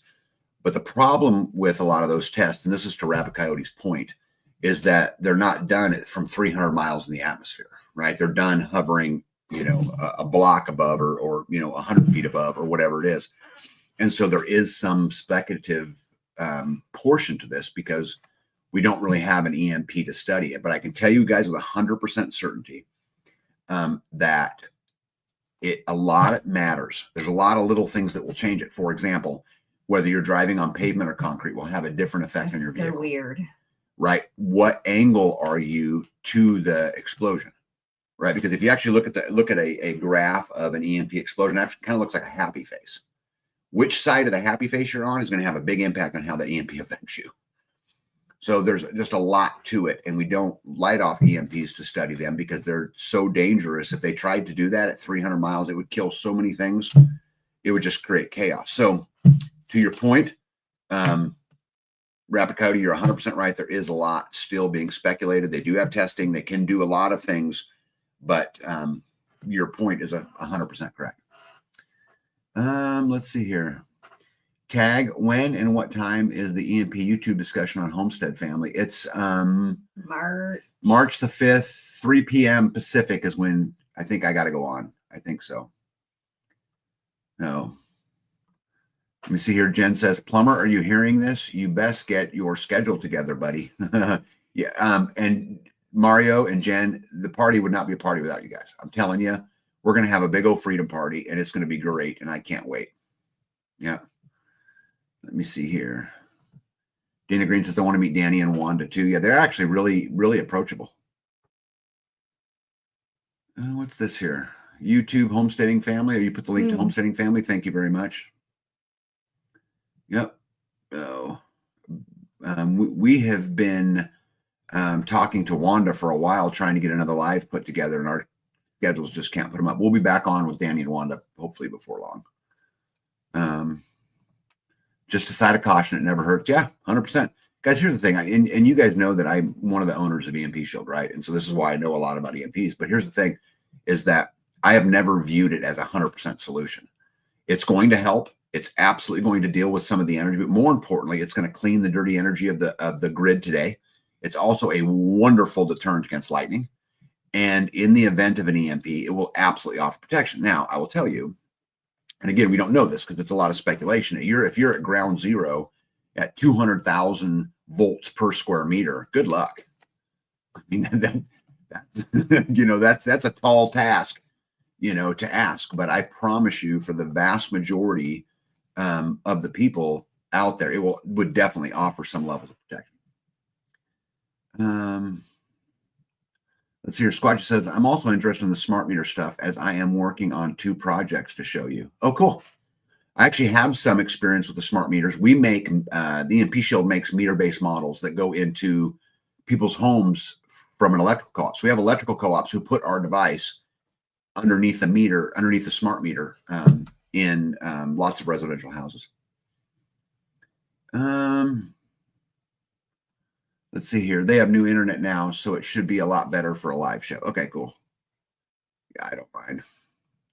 The grid gets micro hits all the time, and EMP Shield is an everyday remediation. This is my point right here, Pat Pratt, is that I have 8 of them on my farm. I don't put them on my farm because of an EMP, because I'm going to tell you something. An EMP is a low probability, high impact event. Lightning is going to happen.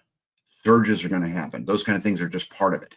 And it will extend the life of your appliances. There's just a lot of good things it does, because it just bleeds off that excess, in those spikes. So we used to have to get a new router every year when comes spring. Not no more, huh? House, yeah.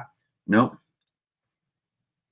Yeah. Rapid Coyote says you have a lot more to worry about other than an EMP. Yeah. Again, I like that I'm protected against it. But I can tell you that I'm most happy that my solar systems and my wells and those things are protected from lightning. And surges. Yep. Yeah. Starlet Oak says 100% protection. Be used to living without electricity. It really ain't that hard. No, but if you don't have to, why would you? Right? I mean, I spent all this money putting in infrastructure so that I didn't have to be on the grid and we could take care of it for ourselves. Right? Oh, did I miss a comment from? Must have missed something up there. Sorry about that. The best thing you could have for protecting your solar and other electronics, 2 of everything. Couldn't agree more. Yep, I think it's a big approach to a lot of things. Anyway, should we get on to the good news for the night? Yeah. So I don't know if you know this or not, but there is a new strain of the COVID thing coming out right now in China. Did you know that? No, I didn't. You did. Well, now you do. Breaking news: original confirmed creators of the original thing from the Wuhan Institute is now warning the world that a new virus is on the loose. And so what they're talking about is it's more contagious and a little stronger than what the first one was. And there are some lockdowns and hospitals, at least the reports, are filling up in China. A few days ago, Dr. Fauci said his worst nightmare is the evolution of a brand new virus. And then today, China discovers a new pandemic that Fauci was referring to. What a coincidence.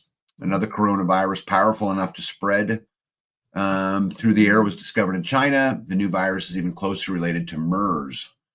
And the Daily Mail reports that China declares state of emergency as epidemic overwhelms hospital and crematoriums in China.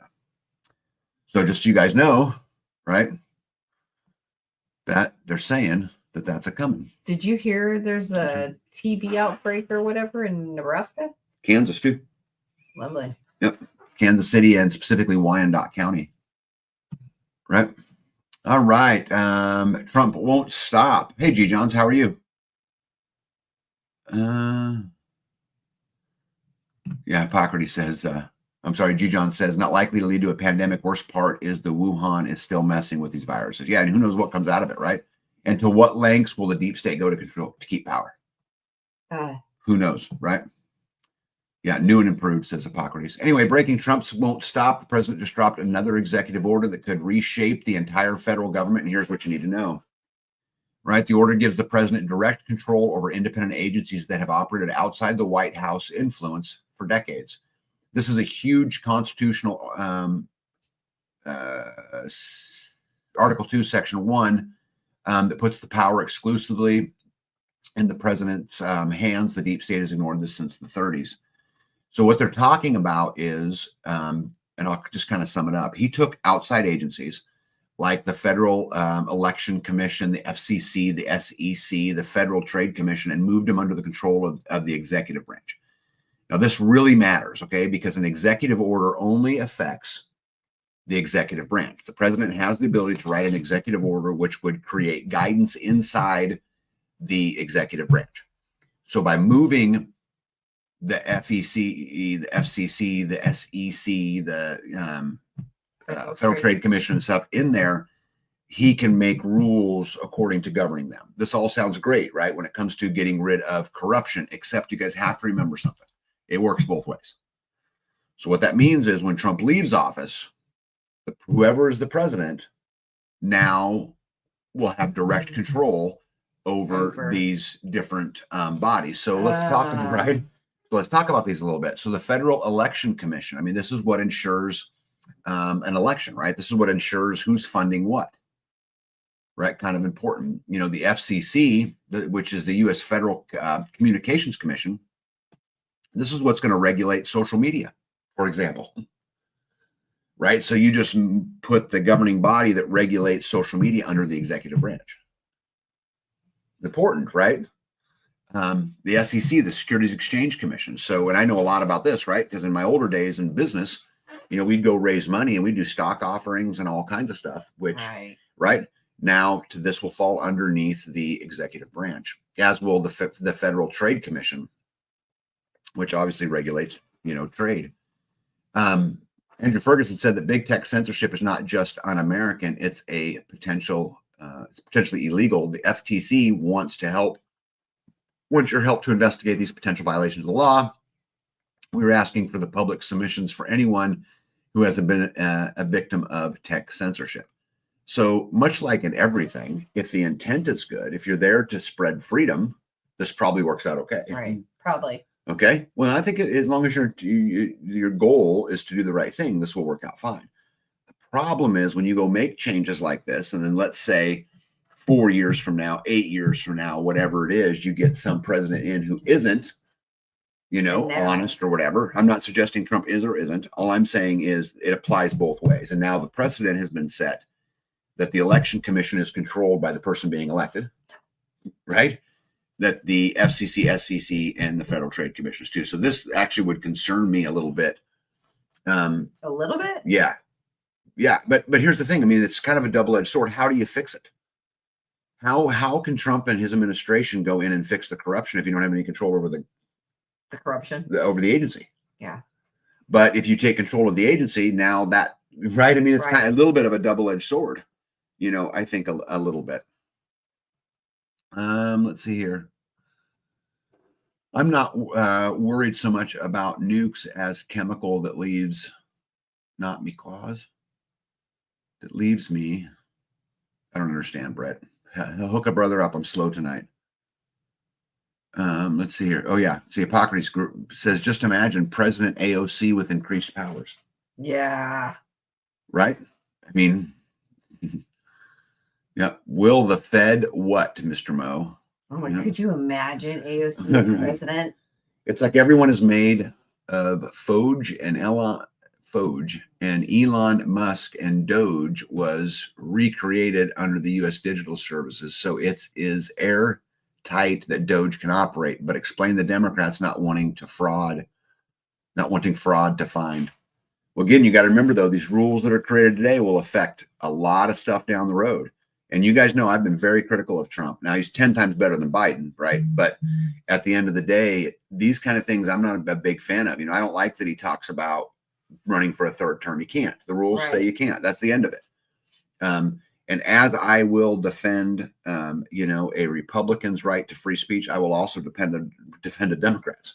Yeah. Right. The rules have to apply each, you know, to everyone around the corner. So I hope this is for good purposes. I hope that he's doing it for good reasons. And more importantly, I hope that our country wakes up and we never get back to the type of leadership that's as full of corruption. But, you know, again, this stuff worries me. Yeah. Yeah. Jen says it's a wolf and sheep deciding what's for dinner. That's right. Parsons Road says that's scary. Yeah. Yeah. Let's see here.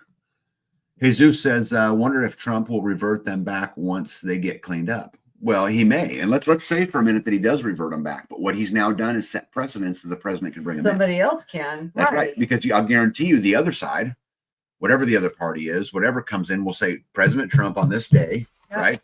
And so I just worry about that stuff. Nostradamus says, President AOC, I may never be able to sleep again. I know. Yeah. Will the Fed be under the executive branch? Well, they did not specifically mention, but certainly seems plausible, because if he can do it here, he can do it to a lot of other ones too. There's a lot of agencies out there that operate outside the executive branch, right? G. John says he's building all of the executive orders to off of the previous. Dodge can clean house and then only allows one hire for every 4 that depart. Now these are under the executive branch, so it can be cleaned out. G. Johns, I agree. And like I said, me and B were just talking, how do you deal with corruption if you don't have any effect on it? How do you deal with those agencies if you can't? But I'm just telling you guys, it's a slippery slope, right? Guys, I'll tell you, and you guys know this about me, I have been critical of Trump. However, I think he's done a marvelous job. I think that there are mistakes that have been made. There are people who have been fired that probably shouldn't have been. But at the same time, assuming what they're telling us is true, which is, the amount of money they're saving and all of these kind of things, we needed it, right? We could not continue with the pace that we were on. We're $36 trillion in debt, right? You have $1 trillion in deficit every single year. It's getting worse and worse and worse and worse and worse. I mean, it is 100% going to end in collapse if we don't fix it. So I get it. All I'm telling you is this kind of stuff creates precedence. And I think it's a scary, proposition to create where one person, the president of the United States, can control so much. There's checks and balances in government for a reason. This is why you can't run for anything more than, 2 terms. 2 terms. Yeah, Mo, and I got you. Federal Reserve. The problem with the Federal Reserve, and let me put this up here so we're talking about. The problem with the Federal Reserve is they're not a government agency. They're a private for-profit corporation. So I don't know how he would have to dismantle the Federal Reserve, I think.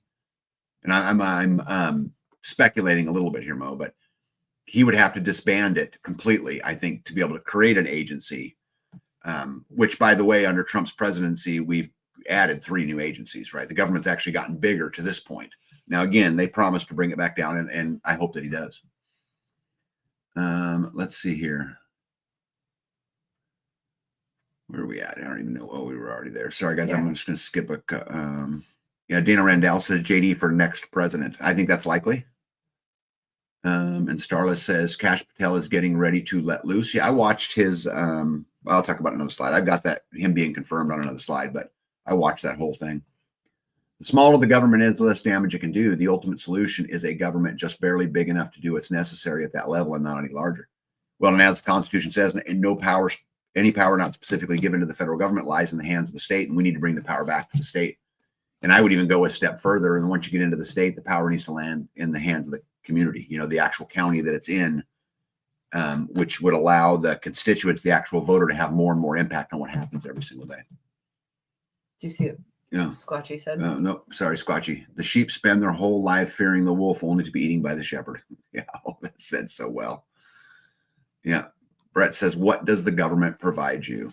Well, they provide you a road to drive on. They provide an education for many kids, right? You can argue it's a poor education, which I would agree with, but there are some things out there that they provide. I think that the federal government, specifically, if we're talking about them, really their only job should be interstate commerce and then protecting us from a foreign adversary, right? There really isn't I think they should pretty much be out of that. Oh my gosh. Sorry, guys. Preach tag. Sorry, Scott. I get on rules sometimes. I just can't help myself, right? Shrek says, hey guys, I'm an OG. You are an OG. Let's see here. I still think they should have Geraldo on hand when they open the vault at Fort Knox. Well, Trump said today that he was going to go there and check it out. I hope he does. But you guys got to remember, too, what you see is probably not going to be the truth.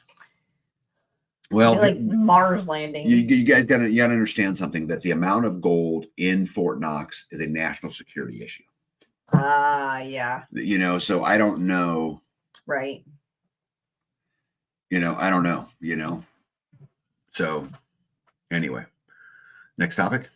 As mentioned just a minute ago, the Senate has confirmed Kash Patel as director of the FBI. FBI investigations are under investigation right now. They have found 256 emails between Adam Schiff and Jeffrey Epstein. This is huge. Schiff must be held accountable. And if you guys remember, Patel prior to going through the confirmation process, was saying that Schiff was the most evil man to ever serve his country.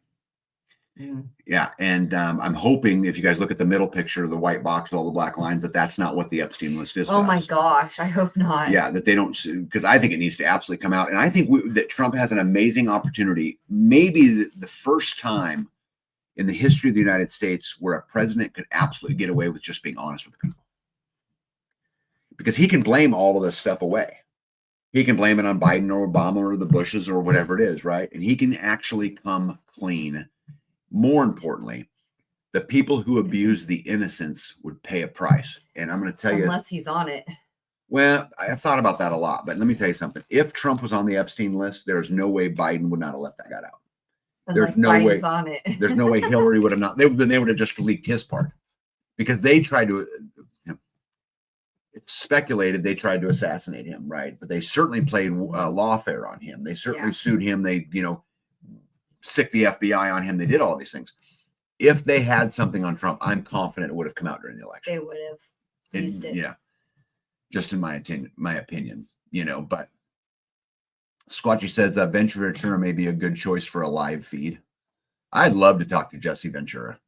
He's out there, but I would love that. I remember way long time ago, he did a harp video. Remember that? A documentary on harp. Mm-hmm. Yeah, he'd be a good one to have a conversation with. I don't know that I could ever get him on, but yeah, and I think it'll be redacted too. I hope not, though. Attorney General Pam Bondi has announced the imminent release of the Epstein and the Diddy list. She revealed that she was briefed on it just yesterday and confirmed that the massive trove of documents is set to be made public. She said today in an interview that I was watching that she has the Epstein list on her desk and that she will be reviewing it. So we will see what comes out, but I really, really hope that they just level with the American people. And I'm going to tell you, I would gain a whole lot of confidence that the Trump administration, Doge, all of them were in it for the right reasons if they would level with the people. That's we're grown-ups. We can handle it. Some people can. We're Americans. Some people are grown-ups. Some people are Americans that hate America. Yes, but babe, you got to remember when September 11th happened, how you went from a culture of gigantic divide to an entire culture that banded together, that united over something. I think we have it in us. I think we're a very resilient people, and I think we're very underestimated. At the end of the day, putting my head in the sand doesn't fix anything. I want to know. They've been preaching we are the people forever. The people who attacked innocents, those innocent little girls on Epstein Islands, or the young men in P. Diddy's case, those are innocent, and those people should absolutely be prosecuted and pay the price for their crimes. Period. We can't have rule of law if it only applies to some of us. That's not how it works, right? So, Starla says, Life Done Free, did you see the video that showed Sheriff Joe Arpaio and Barack Obama birth certificate fraud? Yeah, there's a bunch of stuff breaking now about Obama's birth certificate being a fraud. I looked at it and considered putting it in the live tonight, but because it's really no more information than what we had before, I chose not to. Yeah, Jen says it needs to be made public so that people can make informed decisions. Not just that, it needs to be made public, Jen, so that we can begin to we can begin to build trust back in our government. Because the trust, nobody has any trust in the government. Right. I mean, do you guys feel like the executive branch works for you, the legislative branch, the judicial branch works for you? Is the school system working for you? Is the finance system working for you? Right? Road and bridge, are they squared away? Are the local governments squared away? I mean, is anything working for you? Because the answer is no. We have no trust left in our government. Right. And it's going to suck and it's going to hurt. But the best thing they can do is just be honest with the American people, because that will build trust. I would rather have one of my employees come to me and say, here's the deal. Don't do what the generals did for Hitler, right? Because when Hitler was in power, the people didn't want to tell him the truth. And that, I don't want to say that's the reason he lost World War II, but it certainly didn't help. Right? Because he was making decisions based on erroneous information. The American people can handle it. Just get it out and let's get on with it, right? Let me see here. Jen says, I watched the entire presentation on the birth certificate. It was very interesting how it was broken down and why. All right, moving on. Commerce Secretary Howard Lutnick, we're not going to cut a single dollar from anyone on Social Security or Medicare that deserves it. As you guys know, President Trump came out and he spent 4 minutes talking about all this different type of corruption. But one of the funny things, and one thing I'm learning to really like Trump about is he's funny. He's actually got a pretty good sense of humor. He makes a lot of jokes, and so he made one joke, and I had to put it up here. He said there's one person on Social Security that's 360 years old, which is approximately 110 years older than our country. So it's Jesus. I mean, right. Just teasing. Right. So I actually put that's the chart of what they found, or what Doge claims to have found. 200 years old. Yeah. There are 4 million people between the age of 100 and 109 on Medicare benefits. There are 3.6 million under the age of 119, 3.4 million at 129, 3.9 million at 139, 3.5 million at 149 years old that are still receiving benefits. And to the tune of $2.7 trillion of these benefits are being sent overseas. Right? It is insane. And we would talk about trust, right? Trust in our government. Nobody's going to trust the government as long as an illegal immigrant coming in gets $3,800 a month in benefits, while someone who worked their whole life, paid into the system their whole life, and the average Social Security check's $1,200 a month. Is it 12? The average.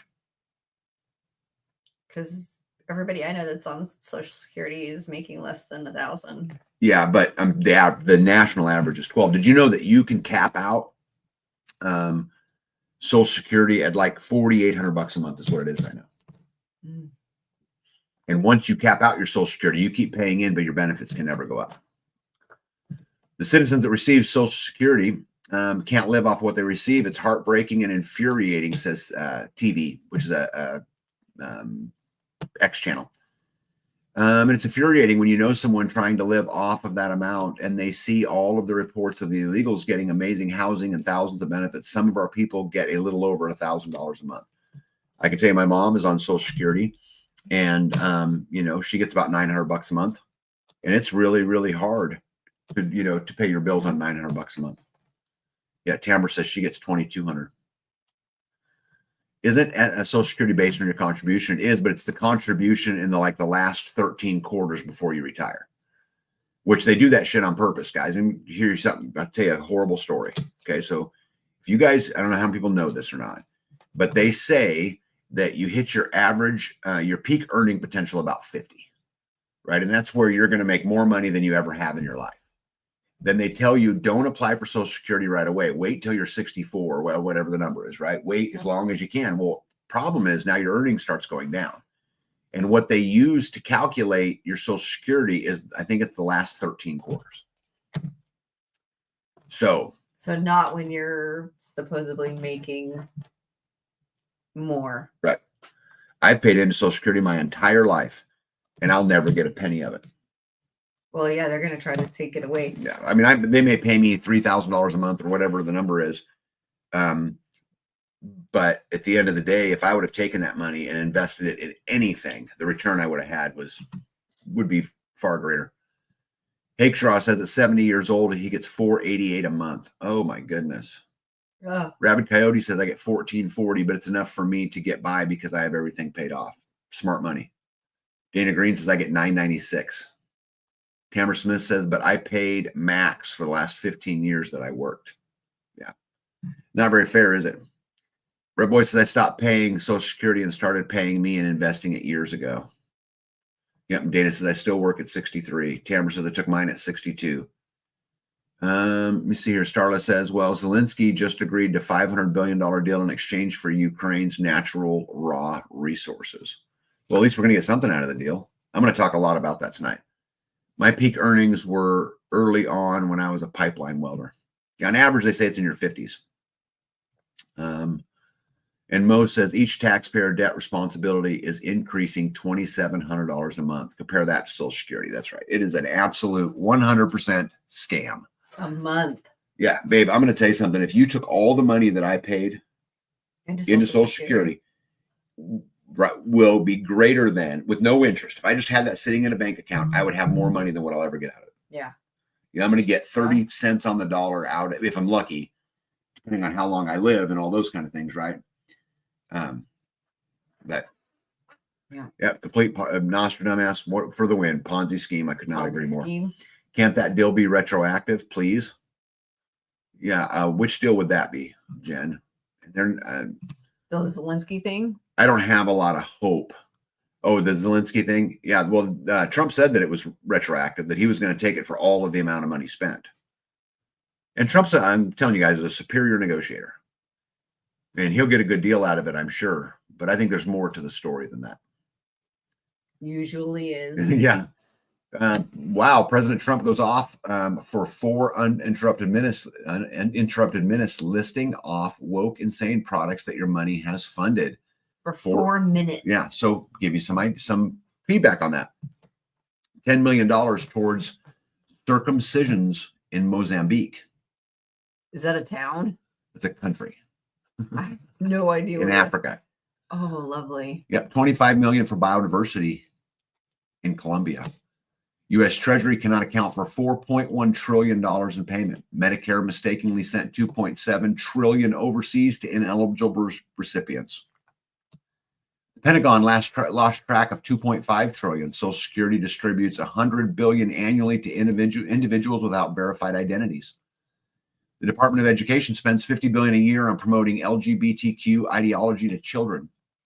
USAID allocates another $50 billion annually to the same agenda worldwide. $42 million for Johns Hopkins to drive social behavior in Uganda. $20 million for fiscal federalisms in Nepal. $19 million for biodiversity conservation in Nepal. $1.5 million for voter confidence in Liberia. $14 million for social cohesion in Maui. $2.5 million in inclusive democracies for South Africa. Really, I wonder how that's working considering all the white farmers are being murdered down there. $47 million for improving learning outcomes in Asia. $14 million for improving public procurement in Serbia. $486 million to the Consortium for Elections and Political Process Strengthening, including $22 million for inclusive and participatory political process in Moldova. $21 million for voter turnout in India. 2.3, and that's funny, please stop. $21 million for voter turnout in India. And yet, aren't we always bitching and moaning and complaining because Europe and Russia are interfering in our elections? How is this any different? How is it any different? Don't do as I do. Do as I say. Yep. Let me see. Where am I at here? $2.3 million for strengthening independent voices of Cambodia. Again, interference. $32 million for the Prague Civil Society Center. $10 million for Mozambique voluntary medical male circumcisions, as we talked about. $10 million for circumcisions in another country. $9.7 million to the UC Berkeley to development a cohort of Cambodian youth with enterprise-driven skills. $40 million to improve the social and economic inclusion of sedentary migrants. $25 million to promote biodiversity conservation and promote illicit livelihoods by developing socially responsible behavior in the country of Colombia. $520 million for a consultant on the environment. I want to be that consultant. That's a lot of money. That's a lot of bucks. Yeah, let's get to some comments real quick. Jen says, yes, high heel, plastic pants, pedo dancing weirdos deal. Hicksrot says, what about people like my brother who paid in thousands of dollars and died at 58 years old? Yeah, well, they just give it to somebody else. Right, 30% tag laugh out loud if you're lucky. From what I hear, you where then what you were paid. Yeah, I don't even know what I'll get out of it. I don't even know if it'll be around, right? Hey, good night, RN, and I'm sorry you're not feeling well. Tamara says she took hers early because she wouldn't be getting anything. Yep. Hey, Kelly May says, then there's 5 million that sent out to not written to where it went. Yeah. I am so glad our government has been so responsible with our monies. Yeah. Yeah, they really have been, haven't they? Yep. I would like just 15 minutes in front of Congress to tell them off. They don't care. What you're quoting is why a person making 200K can be worth 40 million after 10 years of working at a job. That's exactly why. That's exactly why. Someone needs to find who wrote these plans and look for them for fraud. I hope they will. I absolutely hope they will. Oh my goodness. You think that's where all that money went? Yep. Kyle Meyer says, unfortunately, being a consumer society requires the protection of soft power around the globe. The recent leaks in regards to the U.S. aid are illustrating specific examples of this. Well, I think if what the goal is the projection of soft power around the globe, maybe you need to do a little bit of that. But you cannot tell me that, well, pick one, $20 million for fiscal federalism in Nepal will get that done. By the way, Kyle Meyer, that's a really smart guy right there. Really, really, really smart guy and a hell of a guitar player. Dana Green says, I couldn't get enough hours and I didn't really want more. Tired of working for nothing. I want to garden and take care of my chickens. Yeah, can't blame you. Jesus says, can someone explain sedentary migration, please? No, I can't. Those don't go together to me. Yeah. Affordable Care Act is all I got to say. None of it makes sense, right? According to Doge, and as long as they're accurate, which I have no way to tell whether they are or not, Right. they've saved $120 billion in the first month. Oh, what to do with that money, right? Let's see. To continue this, the pharmacist says that the medication, babe, what's that word? You're so good at those words and I suck at them. I don't know. Perfendidone. The Medicare filed 85,000 times in 2022 at an average cost of $8,000 per prescription. Normal cost without insurance was $200 to fill. They spent $680 million on that one drug in 1 year. However, my pharmacy, which is a cost plus pharmacy, meaning we don't take insurance, the same prescription cost me $200. If we filled 85,000 prescriptions, it would cost $17 million total. That means Medicare is overpaying by $663 million every year on that drug. Wow. Total corruption. Red Boyd says Pam Bondi was a beast. Hopefully she is a beast now. Lock him up. I hope so. And guys, I don't mean to harp so much on Trump, but I'm going to call him out when the things press up against our Constitution. I think it's our duty. It's our duty to question authority. That's what Americans are. So I'm going to continue to do it. But a lot of things he's done has been nice. This stuff's got to end. Trump says Canada gets 95% of their products in the United States, so I think that they have to become the 51st state. You heard the people booing at the national anthem. He's talking about the hockey game. But I think ultimately they'll be praising the national anthem. That's why I call him Governor Trudeau. Now, I think Trump here is just being funny in a lot of ways and just kind of trolling him. And by the way, I looked up the number and Canada gets about 40% of their stuff from the United States, not 95. Or at least according to that source, right? Which who the hell knows? White House press secretary says, why is the media so against cutting waste, fraud, and abuse? I think this is a super great point. And a lot of people have been talking about this. Why would people be so upset at cutting abuse, right? And I mean, the answer to that is because they put all those programs in place and they don't think it's abuse. Right. They don't think it's abuse. They think paying $20 million for circumcision in Mozambique is a worthy investment of your hard-earned dollars. Right? Somebody's got to do it. Yeah. What I think's so masterful about this, and I'm sure this is done on purpose, but as the conservative alternative pointed out, he's putting them in a position to where they have to defend the indefensible. You know, how are the Democrats going to be able to defend the Epstein list should not be released? Or not even just the Democrats, anybody on the other side, how are they going to defend the $680 million in abuse in one drug last year? Right? How he's really putting them in a position where they're going to have a hard time defending their point. Hey, Sam Russell, how are you? Welcome in.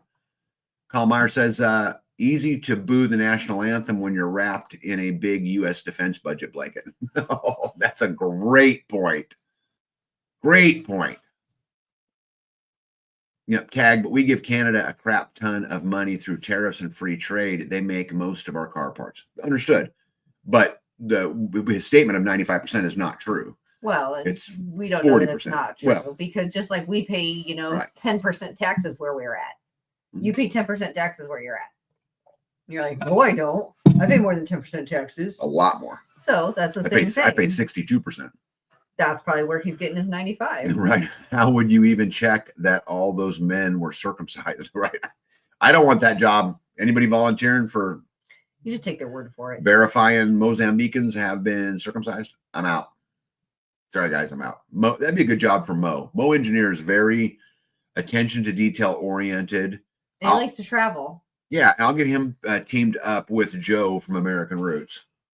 And those two can go and... Joe's already got his job. No, but musician. He would be particularly good at that job. Yeah, he's got the flute man. Yeah. Well, what are they going to do with all this? All right, I got it. These are funny. They get kickbacks from those programs. That's how they're worth millions in a few short years. Yep. And Helen, how are you? Says, I believe all that money sent out is all money laundered into their own personal pockets. This government doesn't care about anyone, let alone voluntarily give these countries any money. Yeah. She doesn't even think the money's going out of the States. It's probably not. I actually agree with her. Mo says pass. Yeah. So again, we were talking about what to do with all of this money, right? And so Trump said that he is considering giving 20% of the Doge savings to Americans and 20% to pay down the debt. And my question is, where's the other 60% go? President Trump is considering well, this is an interesting thing, though, because there is no money.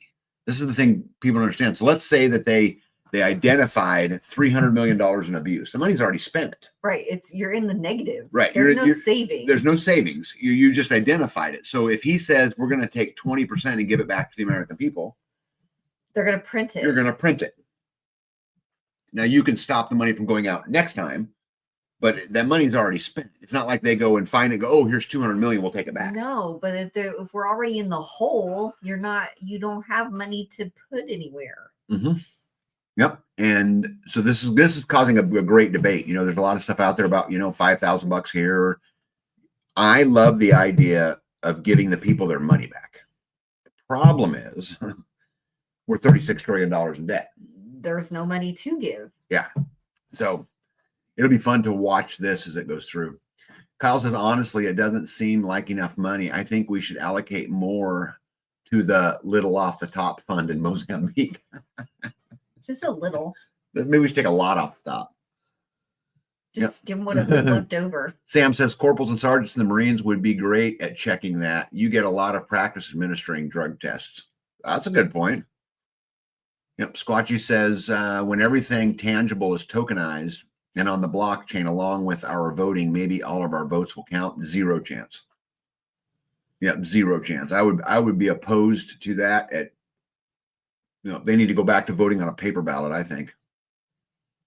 Hey, Rapid Coyote, good to see you and good night. Brett Boyd says, I'm not sure it's spent, but sent. Well, maybe they can claw a little bit of it back, but the vast majority of that money this is waste and abuse over years. They're finding stuff from, 2019 and that money ain't sitting there in an account waiting to be spent. Oh, no. Right? That's gone. Yeah. Is it spent as in it left to the cause or was allocated for the cause? Well, for 2024, maybe. But again, the abuse, just like they were talking about the study we just did with Medicare and that one drug was from 2022, right? That's gone. Jen, who says, according to forgewingassistance.gov, Canada gets about $30 million a year in aid for boreal forest protection and many other things. Yeah, Squatchy says, for the record, we're against blockchain, and Parson Road says yes, paper ballots. Yep, I love the idea that Trump talked about as far as voting. Make Election Day a national holiday, so everybody gets it off, and you can only vote in person with an ID on a paper ballot. How does anybody argue with that? I don't care what side of the fence you're on. Because you're going to be like, there's people go, I have mail voted my entire life, and I'm not going to go into a building. Then don't vote. That's unconstitutional. There's no part of the Constitution that says to mail-in voting. That's against my rights. There's no part of the Bill of Rights that says you have. It's not fair. Well, what part of life is fair? Suck it up, buttercup. Pull your skirt up and let's get on with it, right? Backrat says, for inspecting Mozambican circumcisions, you never get paid. You only get tips.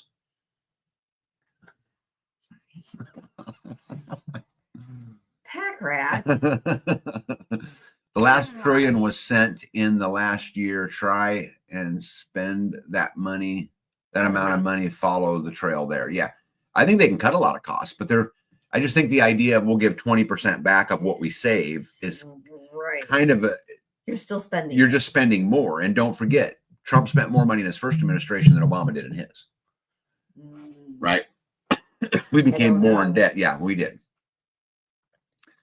Admin costs are much higher here than overseas. Very little gets to the cause. Economy will take a small hit when these things are taken away.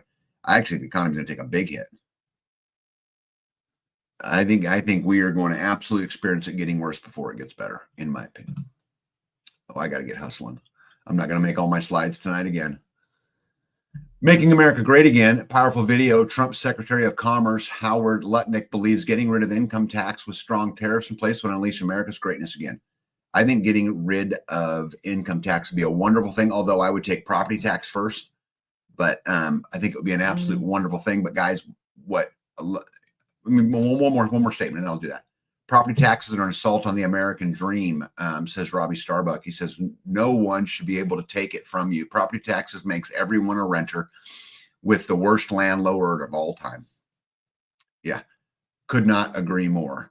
But there's a revolution coming on taxes. And I have been collecting people's comments, and I won't read all of them because I'm an hour and 50 minutes into my thing tonight. But every single one of these people will say things like, are you brave enough to stand against this tyranny? Our president of the United States proudly does not pay taxes. We will not file or pay 2016 taxes until he releases his tax returns. Americans fought a revolution over 2% tax on tea, launched into rebellion over a small tax on whiskey, and now accept a 45% tax on income. People forget that it was what it was like before 1913. Well, guys, I can tell you that the average American today is paying 59% of their income in taxes. And it's not just income tax. It's all the other ones that go out there. But it's not just happening here in Great Britain. There are protests over taxes. In France, there's protests over taxes. There's a great divide. The sides are being drawn, and the battle is on its way. And I can assure you this is true. Yeah. Jen says, definitely get rid of property tax. Yeah, that'd be my number one. If I could have any fight that I knew we could go win, it'd be the property tax fight, because, I mean, my home, my land is all paid for, but I don't own it. Right. I pay rent, just as they say, you know. Every year. Yep. Yeah. Hakesraw makes a great point that property taxes force you to stay in the system. Well, they do, because you got to be able to pay them or you won't have anything, right? Moving along, very sad story. I'm sure you guys have seen this. The young, kids that were taken hostage in October by Hamas, their bodies have been recovered. They sent along a body of another lady, but through analysis was not their mother. A spokesperson for the Israeli army said that they were not killed in an airstrike. They were beaten and choked to death, and their bodies were mutilated. And these were just little itty bitty kids. I do not understand how you can justify this in any front. I don't care what Israel did to you. This is not excusable. I don't care. And I don't care what the Palestinians have done to Israel. Murdering innocents like this is not acceptable. This is a 9-month-old baby and a 4-month-old toddler. I didn't hear anything about that. Oh, read it. No, read go that. ahead. Okay. What is the logic behind brutally murdering a 9-month-old baby and a 4-year-old toddler and then disposing of their mother's body? It is unclear, and we will never understand. One thing is clear, is those who do such things must be eliminated, not tomorrow, not in a year or two, not pretending or lying to ourselves. We must eliminate them now. I think... And this was in Israel? Yes. Remember when the Palestinians attacked Israel in October, and they flew in on gliders, and they took a bunch of hostages, and then Trump said, okay, and Trump said all the hostages better be released by my inauguration. And now they've been negotiating. They're getting a few more. They released the bodies of these 2 young kids. So from October, they've had these bodies. Correct. Well, or they've had them and they just killed them, whatever. But according to the forensic reports of Israel, they were choked out and beaten to death. Mm. There is no excuse for this ever in any circumstance. There's nothing that would justify this. And if I was Benjamin Netanyahu, and I'm not even going to say that, if I was a leader of a country and somebody did this to my citizen, I'd flatten them. I'm telling you, I would unleash hell upon them so that no country would ever again look at my country and say they could do that to me.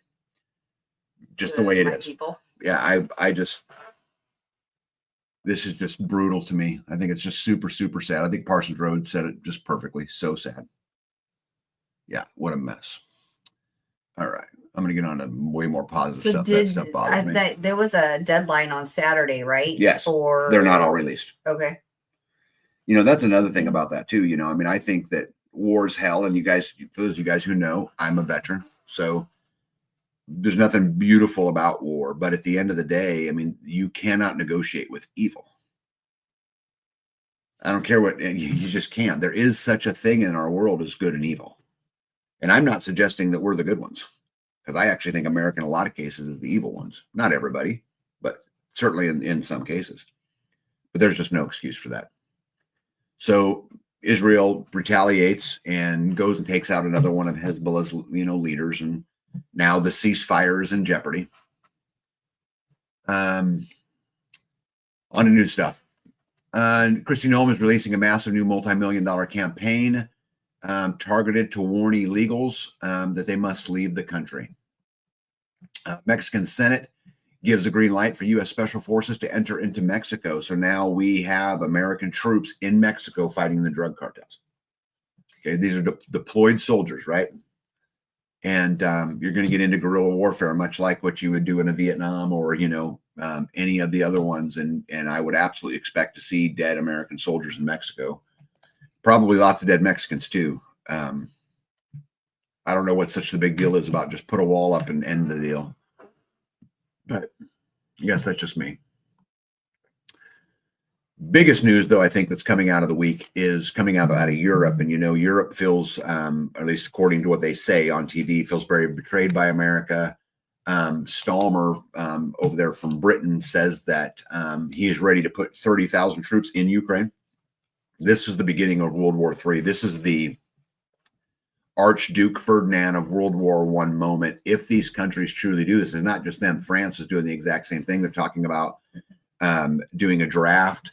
If Europe thinks that they can take on Russia, which I know a lot of people thought that Europe and America together couldn't beat Russia, although I never agreed with that. But this is where chaos comes. And it kind of reminds me back. Remember when prior to World War II, the American president said, I'm not going to send, American boys over to do a job Europe boys should be doing for themselves. And America kind of took an isolationism perspective, kind of like what Trump is doing now. And then pretty quick Nazi or Germany invades Poland, right? And they try to negotiate. And then eventually we end up in the war anyway, because Japan bombs Pearl Harbor. But it's kind of all being rebuilt, I think, here again. And so we're going to have to keep a good eye on this. The leaders of Great Britain say that we must recognize the new era that we are in, not cling hopelessly to the comforts of the past. It is time to take responsibility for our security, for our continent. It is now clear that Trump intends to ally with Russia, the grand reset, right? An attempt to pull them away from China, North Korea, and Iran, giving Putin everything in exchange for his promises to be good. Yeah, you see, Brett Boyd says Germany has their election tomorrow. Big deal if they fall. European Union is done. Well, the European Union guys is on life support right now economically.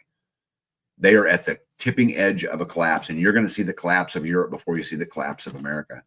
And we'll watch it unfold there and what's headed for us. But I think this is absolutely crazy. France is in it. I mean, France actually came out with a map. I actually think I have it in another slide up here. Maybe. Sorry to skip around, guys. I must not have had it in there. Anyway, so France had a map, and they were showing how they'd whoop Russia. France? Are you freaking kidding me? I mean, there ain't been a country out there in the world that's been bailed out more by other people than France. Drive me up a wall. Zelensky says if U.S. stops giving us money, then they will demand the $250 billion from Europe. And Europe seems like they're going to be willing to do that, except not all of Europe, right? Because there are also those battle lines are being drawn too. Slovakia's Prime Minister Robert Fico goes nuclear on Zelensky. I'm not here to walk around hand in hand with President Zelensky. I'm fed up with him. He's constantly begging and extorting others for money. The British Prime Minister Liz Truss says that that she wants the executive orders that Trump signed in Britain bring Trump to England, German chancellor stormed out on Stalmer from Great Britain. So Germany don't want anything to do with it. So again, lines are being drawn and the Axis and the Allies are being recreated. And I think we're in more danger today of something popping off than we were just 6 months ago, in my opinion. I'm trying to skip a bunch of this stuff. Let's see where this is. I believe you can see that. Yeah, President Trump pledges to quickly end the Ukraine war and stop World War III, but he only has so much control, and I don't think he's going to be able to stop the European countries who seem hell-bent on funding the Ukraine. So I guess we shall see. Trump, you guys know, oh, there's the picture right there. A map. Yeah, Macron explaining how he would defeat Russia. Russia says negotiations to end the Ukraine war were successful. Meanwhile, the globalists held an emergency meeting in Paris and vowed to continue.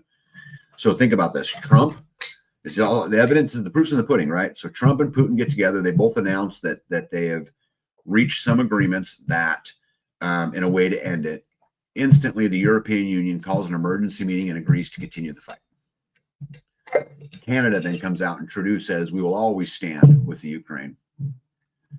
Parsons Road says, getting late over here in Georgia, heading down to Florida early tomorrow. Got to get to bed. Well, good night. Thanks for stopping in. I appreciate you guys. Safe travels. Yep. Trump announced that Brazil is dropping bricks. And it's funny, there was a lot of people, a lot of places that posted this, but then I seen some things to the contrary that they're going to stay in it. The Great Reset is a financial reset where the Western debt-backed systems are doomed to fail against the rise of the commodity back fueled by the BRICS alliance and the death of the global reserve currency, the petrodollar. This is what's coming, you guys. And this, I think, is inevitable. And you're just seeing the collapse of the West slowly. It's going to start in Europe. You're going to see more and more and more of it. And you guys watch over the coming weeks. We're going to have so many more protests, violence. We're going to have so many more governments imprisoning their population over the mean tweets that go out. Right? We're going to see more and more of this until what's going to happen is the people are going to get pissed and then they're going to stand up and then the fight's on. And I would absolutely, that's absolutely how I would expect to see this. And we'll just have to see what comes out right in the end. So tell them how you will win so they can figure out how to stop you. That seems smart. Yeah, they're idiots. Yeah, Parson Roland, you're super welcome. Wouldn't that require the U.S. to get involved since we're still part of NATO? Yes. That's right. They will invoke Article 5 and we'll get in it anyway. Right? But I don't think Trump has any intention of getting out of NATO. I think a lot of the things you see, the tariffs, the make Canada 51st state, a lot of this are just negotiating tactics. I mean, he said during his campaign that Europe was going to stand up and build their own armies, that we were not going to be standing there and footing the bill 100%. Well, he successfully pulled that off. I mean, you got the leader of Great Britain, Germany, France, all of these countries saying we got to build our own army. Right. So, I mean, he did exactly what he said he was going to do. And it's a negotiation tactic. But Brett Boyd says, tag China has taken over South America. Why do you think Marco went to Panama? Well, they've taken over a lot of Africa, too. All right. Real quick, and I'm just going to skip that one. Did you guys see that the Pope said he may not survive the pneumonia that he has? I found that was interesting. And that the Department of Government Efficiency sent a letter to the Departments of Education in all 50 states notifying them they have 14 days to remove all DEI programming in all public schools or they will lose their federal funding. And Trump got in a pissing argument with the governor of Maine today because they're still doing some of that stuff. And he threatened her to take off all of her federal funding. And she stood up and said, I'll see you in court. And he said, great, I look forward to it. And again, the divide is being created, right? It's not just the divide of America and Europe, America and Canada, Russia and China. It's not just that divide. It's the divide between the Republicans and the Democrats, between the left and the right. It's the divide between husband and wife, between brothers. We are living in the Great Divide. Yeah. And I think that we will look back at history at this time about the Great Divide and hope we as people can stand up, and do something about it. Senator Mitch McConnell will not seek re-election, which is pretty interesting, right? And just kind of funny, if you guys didn't know this, Donald Trump hung his mugshot from when he got arrested on the wall of the White House. Yeah, Jane says, I live in Maine and she's a dictator. Hey, Dr. Allison Ashley, how are you? Welcome in. Yeah. See, Brett Boyd says, Britain said they would send troops to Ukraine, but wouldn't pay the bills. What a joke. Yeah. The whole thing's a joke. But I just keep watching the lines just continue to get divided. So do you guys know that the fire chief from California, we know California wildfires, Yes. right? Remember how I showed a whole bunch about the chief and all them? She was stabbed to death. I didn't know that. Yes, she was. This week was stabbed to death. And instantly the left popped up. Trump riled up his MAGA cult against California fire captain, calling her a DEI hire. Now she's been viciously murdered in her own town.